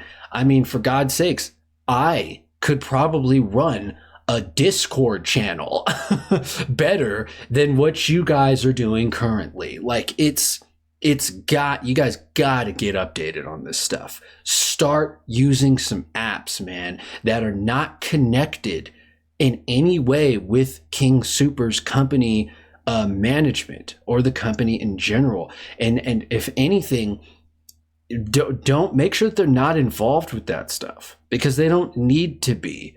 Because when it comes to the union stuff, it's a contract between the union and the employee. We are in a contract with the union for them to protect our rights. King Soopers has no damn right in interfering with that contract. Okay? So it should be fair game, from how I see, to where the union and the employees have their own private form of communication through their own private app. Just like how the company in King Soopers has their own connection with their own, pieces of software that they use, whether it's for clock-ins, schedule looking at, whatever. And the union doesn't get to see that stuff, as far as I know. They don't get to interfere with that stuff. So I don't see a problem with the union and the employees having the same setup. So come on, guys. Come on. This it's 2025 now. This should not be hard to comprehend. This shouldn't be. This shouldn't have been hard to comprehend I don't know, 10 years ago. Come on, guys. Get with the damn program. Get up with the times, UFCW. What are you doing? What are you doing? Get an app going, man. I mean, do Discord, something. Something, dude. Seriously. All right. So that's just for the UFCW. Now let's touch on the last group that I really that needs to be addressed. Not a lot of issues here, but there are issues that need to be addressed. So the community / employees. Okay, there are definitely some issues here. The first one I want to call out for sure is people don't care enough. Somebody needs to freaking say it. Not enough people care about what's going on with King Soopers and the union and the employees. This not only includes the outside community, this includes employees as well. Not enough people care about what is being done to them and what is happening with this entire scenario. And this is a serious problem. Now, look, I get it. A lot of people are just focused on trying to survive because the economy here in Colorado is absolutely terrible. I get it. The cost of living is difficult. People have their own things that they need to focus on dealing with. I get it. I get it. And not everybody wants to go through a strike. You know what I mean? They're costly, they're timely, they're tiring, they're dangerous, they're, I wouldn't say they're unhealthy, but they could potentially impact your health because depending on when you go on strike, and from my experience, it's typically when strikes happen, they usually happen at the beginning of a year. So usually in the first quarter of a year. Here in Colorado, I can't speak for everybody else, but here in Colorado, that's during the winter time. Nobody wants to stand out in the cold. Nobody wants to stand out in 10-degree weather, maybe even -1, -12-degree weather, holding a picket sign, you know, and saying, hey, we need your help fighting against the company. I get it.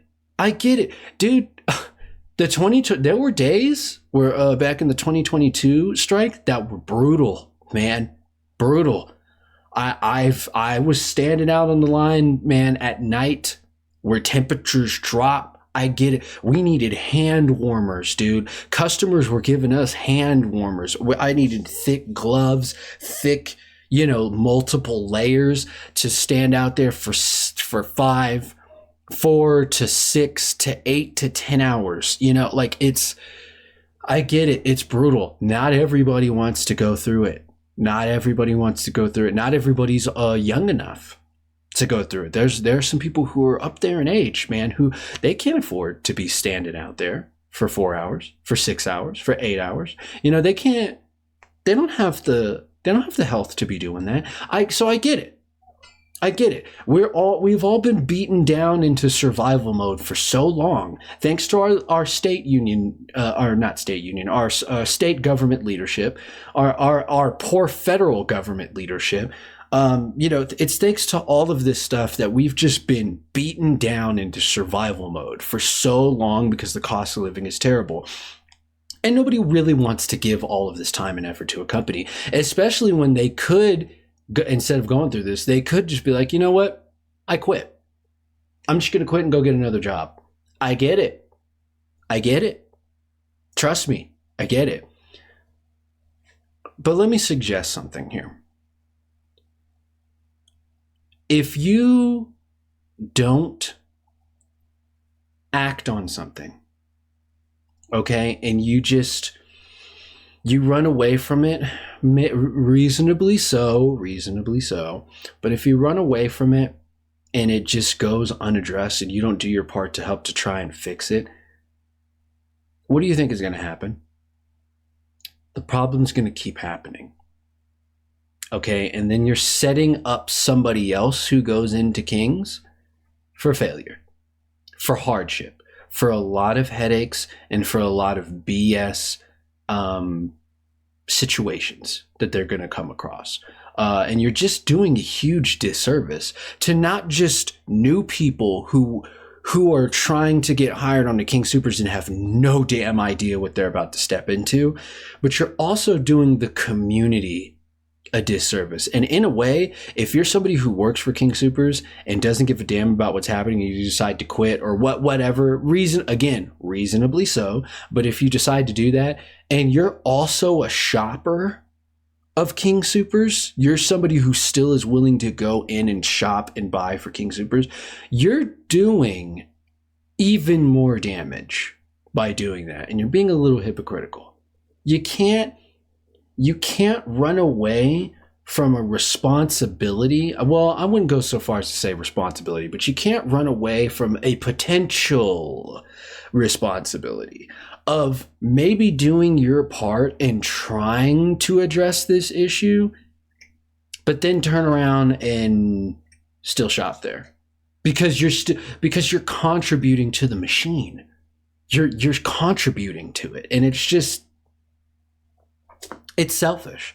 It's selfish. And again, there are good reasons for people to be selfish. You know, it's not like there are good reasons for people to be selfish. Okay. It's not like I'm trying to bash, anybody for that, because I get it. Like I said, I get it. But man, there's just too many people. There's too many people that don't care enough.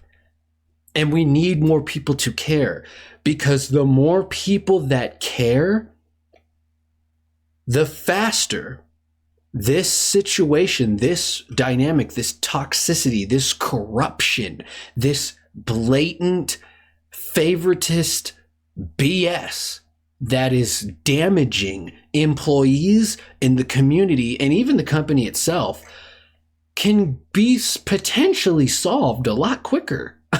We don't have to keep going on strike every 3 years. We don't have to keep fighting every year, month, week, day. We don't have to keep letting this whole thing perpetuate. We're letting the fire burn when we could just help 2 or 3 people lift a heavy pot and put it over the fire so it could be extinguished. I mean, let me ask you, is it that hard? Is it that big of a deal if you take some time to help some people out to carry that pot temporarily, to put it over the fire and just and put it out permanently, instead of just looking at the fire and be like, oh, this fire's too big, and just walking away and leaving the other 2 people to figure out how the hell they're going to carry the pot and take the fire out when it's too heavy?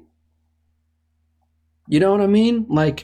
It may not be the perfect analogy, but I think you might be getting the idea of what I'm trying to say here. Sure, it will be difficult. It will be a pain in the ass, and it will be an inconvenience for you temporarily in the moment for, I don't know, maybe 10 days, 2 weeks, at best a month. But then your life is going to go back to the way, then you can go back to your life after that. Whereas if you just walk away from it and just allow this to keep perpetuating, and you instead help enable this whole situation to just keep going, that's long-term effects. That isn't something that's going to fix itself in a week, a month, 6 months. No. Here we are in 2025. And issues with the company have been going on since, if you want to be technical about it, have been going on since the freaking 1990s, probably before that, honestly, since King Soopers' inception. Long term, dude, there's a difference between, I don't know, a month worth of inconvenience for you, as opposed to decades worth of issues and damage for generations and generations of people and the entire community and the company and the union. See what I'm saying? That's an issue. We need more people to care. We need more people to learn the truth of what's going on here. We need more people to understand why these issues are happening and why there is tension and conflict every freaking year, every freaking month. We need people to understand, and if you so choose, help to solve the damn problem. Something, anything. It doesn't have to be big, it could be small. Anything. The more action and the more voices, the better. Otherwise, this shit is just going to keep happening. It's just going to keep perpetuating. They're going to get more rich. They're going to get more greedy. They're going to get more corrupt. And King Soopers is just going to start monopolizing and controlling everything, especially when they recognize that not enough people care. Therefore, it incentivizes them to take advantage of us. Voila. Now, the next issue is that with the community and employees is that we don't do enough reporting. And not this kind of reporting. I mean, reporting to the union as to what the company is doing to them. I've seen this firsthand. I've seen this during my time with the company and during the strike. There are too many people who stay silent. Because this kind of plays into the first problem a little bit, but not really. It's kind of different in its own way too. There are too many people who don't report. What I want to say mainly the most common reason I've heard from people is because they're afraid of retaliation. They're afraid of the company penalizing them or punishing them for reporting to the union what they're doing. This is an issue. Now, this is an issue with employees, but it's.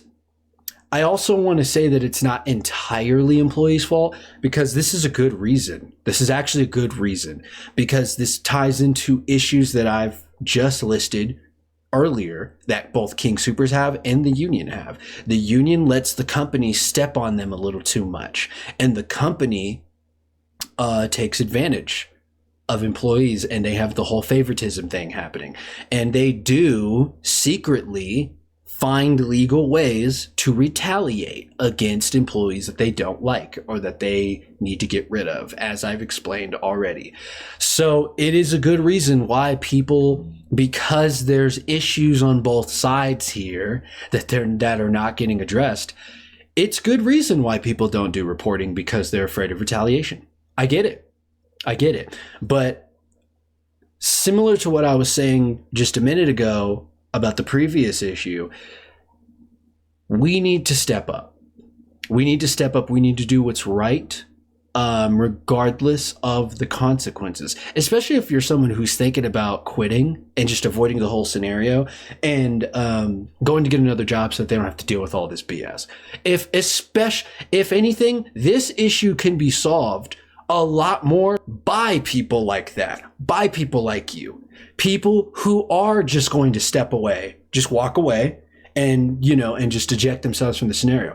Well, because since you're walking away anyways, why don't you just take one moment before you eject yourself to go to the union, and even if you have to write it out, even if you have to make a list, be like, hey, this is everything the company did to me. This is everything I've seen the company do to other people. Fix this. Address this. This is an issue. I've done my part. I'm out. I would highly respect anybody who does that. I really would. Again, like I just said earlier, you don't have to do anything big. You don't have to participate in the strike if you're not up for it, and you don't want to waste your time with that BS, and you want to just go get another job so you can keep having your income so it's not disrupted. But of course, the union pays, though. They pay for strike to go on strike, but I digress. You don't have to go through all of this stuff if you don't feel like it, but if you're gonna walk away, at least report it. Report your reason why. Tell them, hey, Do something. Do something. Something. Take one moment and do something, you know? And it's, it's funny because to give you a further idea of and further drive the point that I'm making here of how you don't have to do one thing over the other, just do something. There's a whole list of things you could do at least one of them before you step out of the picture. So to give you an example, I didn't do that. When I got fired, I didn't report it. I didn't report it to the union. I didn't call a union rep. I didn't say, hey, I got fired because of something that they overlooked for years, and now all of a sudden they're choosing to get rid of me for it. Now, I didn't do that, but I did do my part still in helping make awareness of what the hell King Soopers is doing in the wrongs and the mistakes that they're making, because I took part in the 2022 strike. I made a podcast about it. I talked to union people about it. I talked to employees about it. And then when I was terminated, I I continued to be a voice about it, even as a non-employee. Did it reach a lot of people? I mean, not really. It reached some people, but hey, I did my part. I may not have notified the union directly, but hey, I did my part. And guess what? Here I am in 2025, still doing my part. I'm doing my part right now with this video, and I haven't even been with Kings in years. And I'm still passionate enough and concerned enough to still bring my voice out, to make this video, to make this channel, and say loudly, hey, Colorado, King Soopers, UFCW, we have a problem here. We have a problem here, and we need to fix this now. Right now. See what I'm saying? And again, to further drive the point home, you don't have to do what I'm doing. You don't have to do it. But do something. Because if you do nothing, literally nothing, and you just walk away, you're enabling the problem to persist for years, for decades, because we're losing one voice. One voice could be a difference. One voice could make a difference. There are many, many examples across this country, across this world, that have proven what one person, 2 people, 5 people, 10 people can have, what effect they can have on an entire country, on the entire world. We're in the digital age, baby. It's not that hard to do at least one little thing. Take one moment, 1 minute, 1 second of your time to do something. If you're going to walk away, hey, I respect it, but at least say something. Say something. Do something. Be like, hey, you know what? Put it on record. This is what happened to me. And then I'm out of here. Good luck. Then respect to you. It ain't that hard. It ain't that hard, guys. It doesn't take that long. And it shouldn't be that much of an inconvenience, especially when it could potentially have a huge impact on the community, on the city, maybe even the whole state of Colorado. So, next issue is that this kind of plays into the last two situations, the last two issues. But survival mode has caused too much compliance with wrong practices from both sides. And when I say both sides, I mean the company and the union. I kind of touched on this a little bit with the first issue and the second issue, but I really want to drive this home. We have been beaten down so much into survival mode that we are being way too compliant and way too okay with dealing and putting ourselves through bad business practice with both the company and the union. We're allowing ourselves to be taken advantage of way too easily, way too much, way too frequently. and not reporting about it because we are stuck in survival mode, because we're afraid of retaliation, we're afraid to lose that job, we're afraid to lose that income. And because people need it, they'll be like, hey, I can't afford to lose my job, I need this money. If I lose it now, I'm going to lose my place, I'm going to be evicted, I'm not going to be able to eat. I get it. Just like I said in the previous issue point, these are reasonable reasons. These are very understandable reasons. But people, I don't think that should mean we should allow ourselves to be slaves. Okay? I get that people need to survive. Hell, I need to survive. So I get it. Believe me, I get it. But something needs to be done about this. And complying with something that is morally wrong is not the way to go. Don't do that to yourself. Don't do that to the community, because you're doing a disservice to the community, to the company. But more importantly, you're doing a disservice to yourself. You're doing a disservice to yourself. I love this sign, and it's kind of cheesy because Kim Cordova has been saying it for many, many years now, but it's corny, but it's something I really do agree, and I've actually become even more passionate about it over the years. People, don't patronize King Soopers. Don't patronize the company. Don't patronize the union either. Don't patronize anybody. Either side, anybody.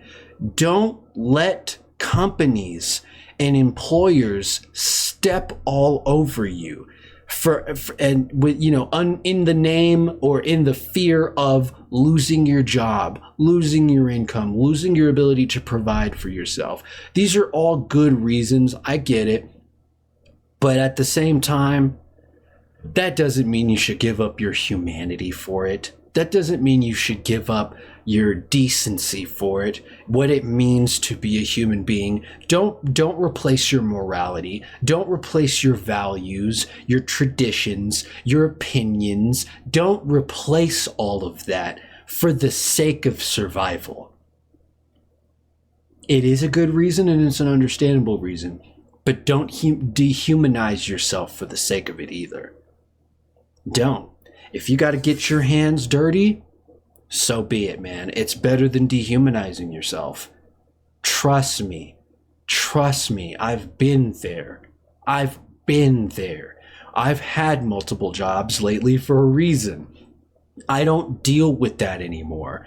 And believe me, I've struggled. I struggled all last year. 2024 was an absolute disaster for me.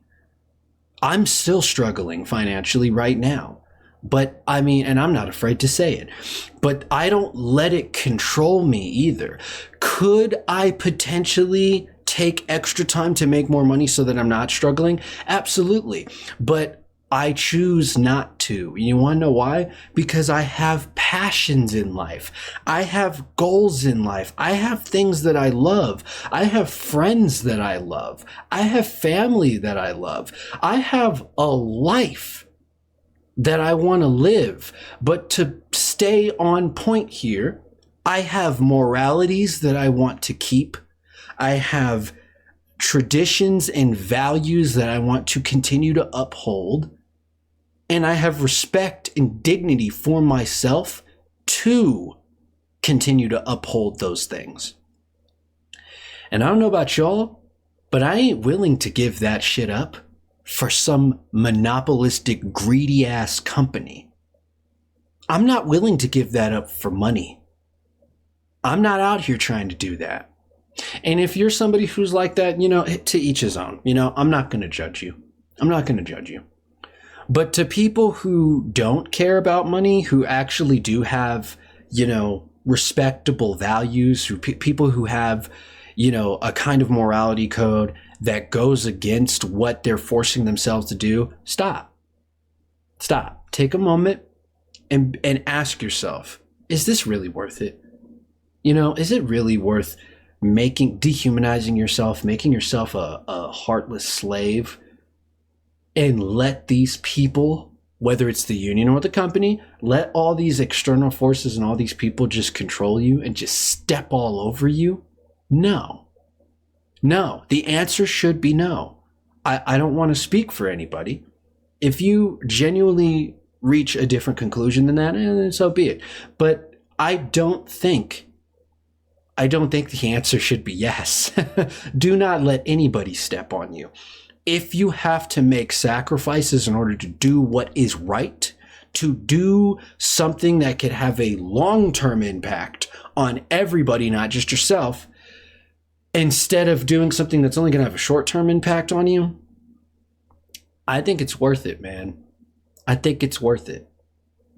We got to stop with complying with all of this BS, man. And this is something that I actually respect the newer generation of doing, because they get this concept. There's a reason why a lot of these younger people, they're just hopping through from job to job to job. One of the big reasons why is because a lot of these employees or these employers, they're full of shit, man. They're BS. They don't let people step all over them. They're not out here trying to grind and dehumanize, enslave themselves and sell themselves for money. They're not trying to do that. They have values. They have morals. They have respect and dignity. They're not going to sit up here and let some corrupted, monopolistic company control their life, slave their life, condone their actions of dehumanization and just letting themselves be stepped on. No, they ain't out here doing that. They get it. They get it. They see one sign of somebody doing something, they're out. They won't even put their 2 weeks notice in. Hey, I'm gone. I'm not coming in tomorrow. I'm not taking up my shift tomorrow. I don't care if I'm scheduled. You ain't seeing me again. I'm out. That's what I'm talking about, man. Like, don't let these people do this to you. And if you have the ability to say something about it, to report it to a union rep, report it to somebody, do so before you walk away. Do it. Say something. Say something. Because the more voices, the better. The better chance that we're going to change things permanently. Not for a day, not for a week, not for a month. Permanently. For all we know, if we have just a few more voices, we could completely change the dynamic of King Soopers. We won't know until we try. So while it is reasonable to walk away, don't just or comply with, BS because, you have good reasons. Don't let it completely drown you out either. Don't let it just perpetuate. Do something about it. Say something about it. Even if you have to put something on the line and sacrifice something, because for all you know, whatever you're afraid of what might happen, there's a chance that it's not going to happen at all, actually, especially if you do it right.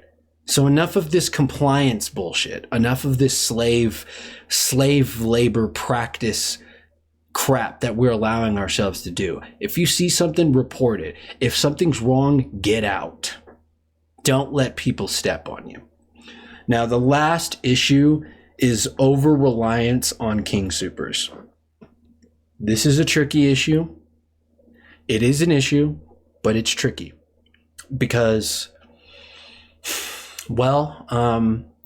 as I've explained at the beginning of this video, King's has a long time history of being one of, if not the cheapest place to get groceries in the state of Colorado. It is the place to go, So there's actually real value. There's real value to the company. There really is. I mean, pushing aside all the corrupt stuff and issues that I've laid out here, there's real values to it. However,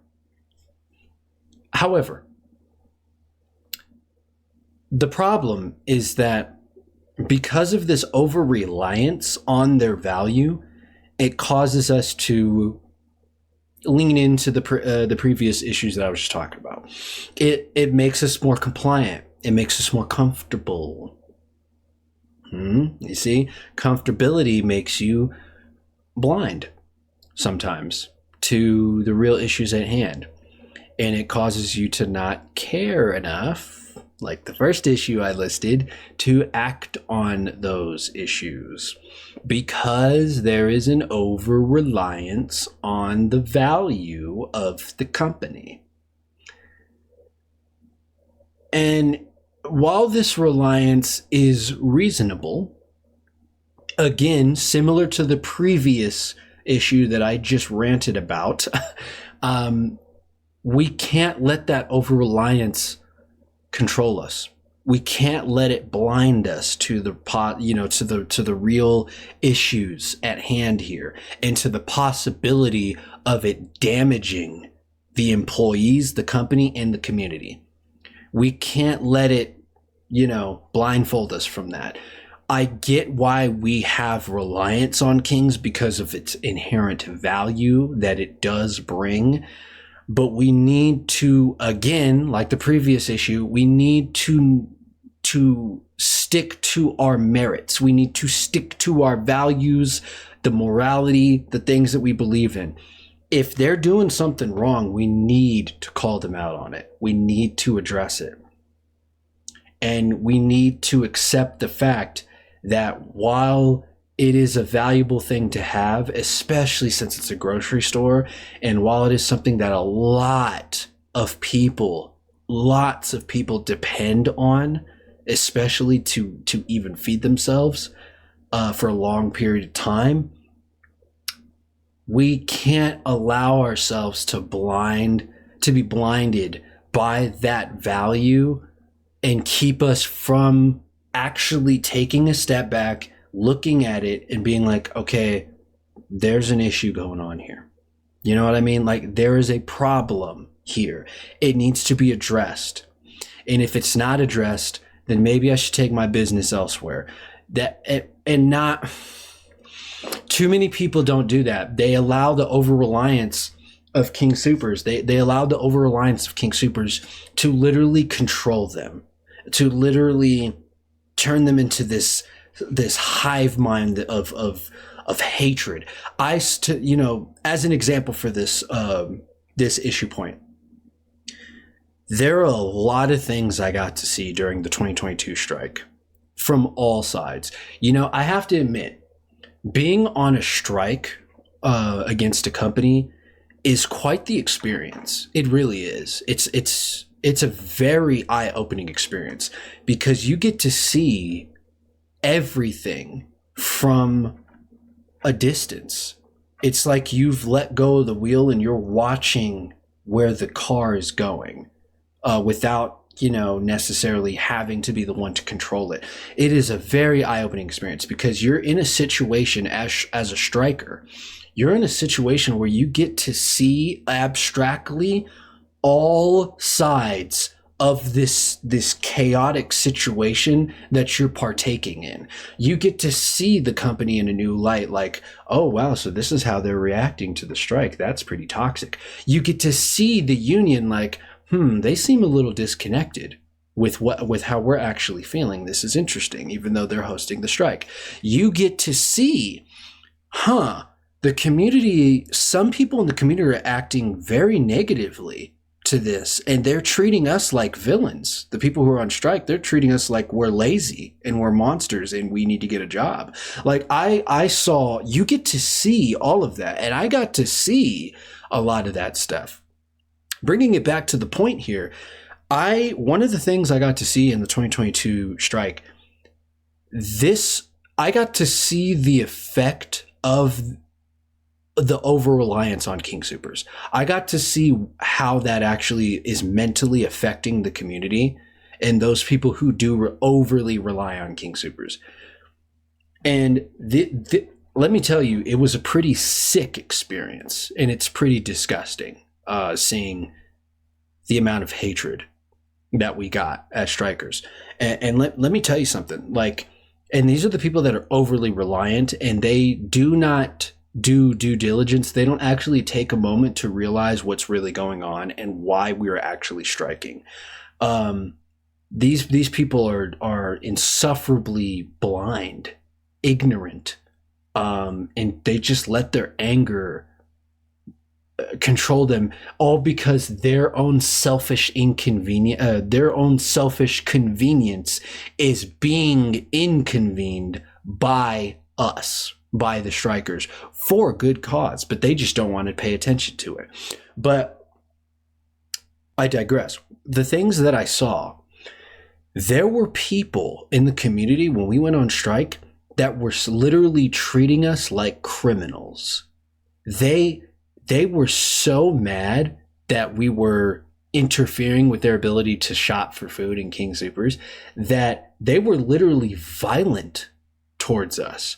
And this is something that was very much not talked about enough at all during the 2022 strike. And even after the 2022 strike, nobody talked about this enough.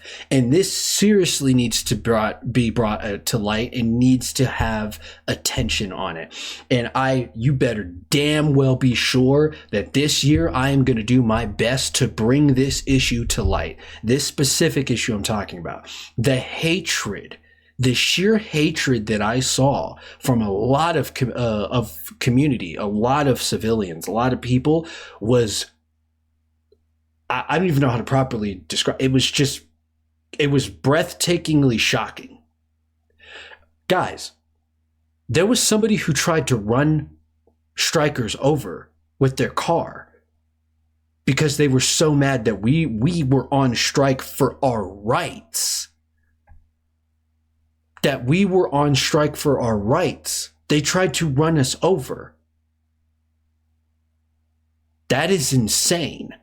You know how many people were walking up to us on the picket line and just started yelling at us and started debating us and started trying to I don't know, argue with us as to why we shouldn't be on strike. Well, I got kids to feed.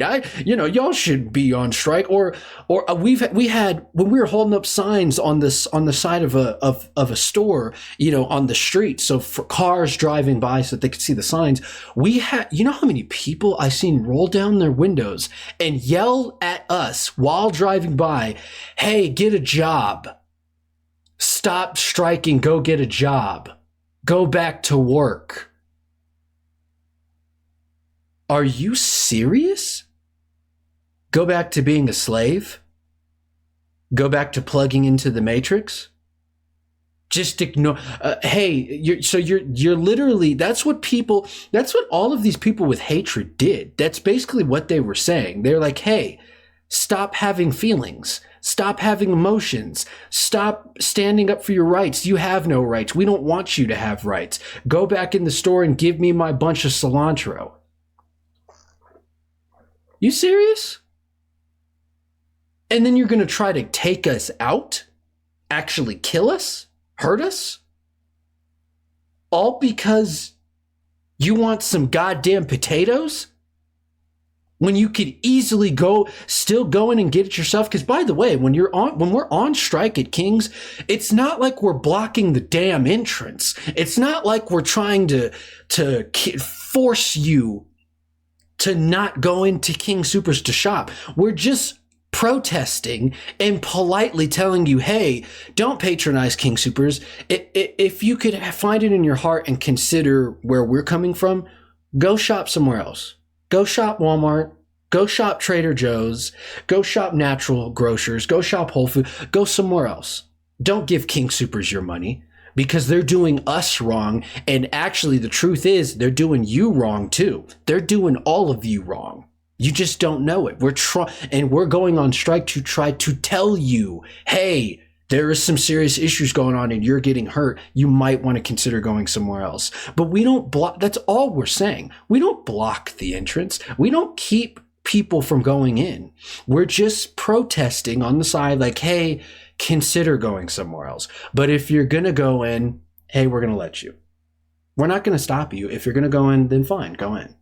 We're not going to stop you. All we're saying is, hey, don't give King Soopers your money because we have a serious issue here. That's all we're saying. But instead, people want to spin this shit and people want to villainize strikers and try to hurt us, verbally abuse us, damage us, even try to kill us. Treat us like we're some kind of terrorists or something. Like, come on. Come on. Stop letting your over-reliance on one goddamn grocery store turn you into devils. Turn you into these people that are not human, in my opinion. It's sick. It's crazy. It's insanity. I don't even know how this makes sense. Like, why would you even get that mad at people who are striking for their rights? I get it. You need groceries. I get it. You need diapers for your baby. I get it. You need to survive. But for God's sakes, King Soopers isn't the only damn grocery store in the state of Colorado. There are other places that you can go get your groceries from if the company's going on strike. Literally, the biggest competitor is Walmart. And I get it, not everybody likes Walmart. Heck, I don't like Walmart because I feel like their sales taxes are way too high. But like, just because the one place that you really desperately rely on and are comfortable shopping at is knocked out of commission for whatever reason because of going on strike, just because that's happening doesn't mean all of a sudden you need to turn yourself into a demon and start trying to kill people who are on strike against it. Why don't you actually just take a moment, calm the hell down, and instead of being angry about it, why don't you just take a moment to just go up to a striker, go up to a union person, be like, hey, why are you guys doing this? And you might learn something. You might find out like, oh God, that's what's happening? That's what I'm giving my money to? Really? You might be enlightened. So that's it for this video. I just wanted to kind of go through this stuff. This is probably going to be a long video, even when I edit it. It's probably still going to be a long video, but I really wanted to kind of condense all of this in one video instead of separate videos, because I want to be able to deliver, the picture here in one go before I start dishing out a whole bunch of other videos to tackle all the other stuff that is about to happen. So this is kind of a one-stop shop to be like, hey, this is the history. This is who I am. This is the history of what's going on here. And these are all the issues that have been happening on all sides here. It's to kind of give you a total picture, a summarized total picture of why these tensions have been happening and why things are a lot worse than most people care to realize. So that's it for this video. Believe me, expect there to be a lot more coming. I will be covering a lot more stuff surrounding the King Soopers company, the union, the people, the strike itself. I will definitely be reporting on all the stuff that's being reported on and all the lies that are being told and all the things that are being misrepresented, because trust me, these issues that have been going on for decades with King Soopers and this grocery store and the company and the union and all that stuff, it is a lot deeper than the majority of the community here in the state of Colorado actually are aware of. And I'm tired of people not being properly informed as to what actually is going on here. And it is a severe issue because it is impacting the community time and time and time again, and it's got to stop. It's got to stop. So I'll see you guys later. Expect there to be more stuff. And as always, here we let the truth speak. I'll see you guys later.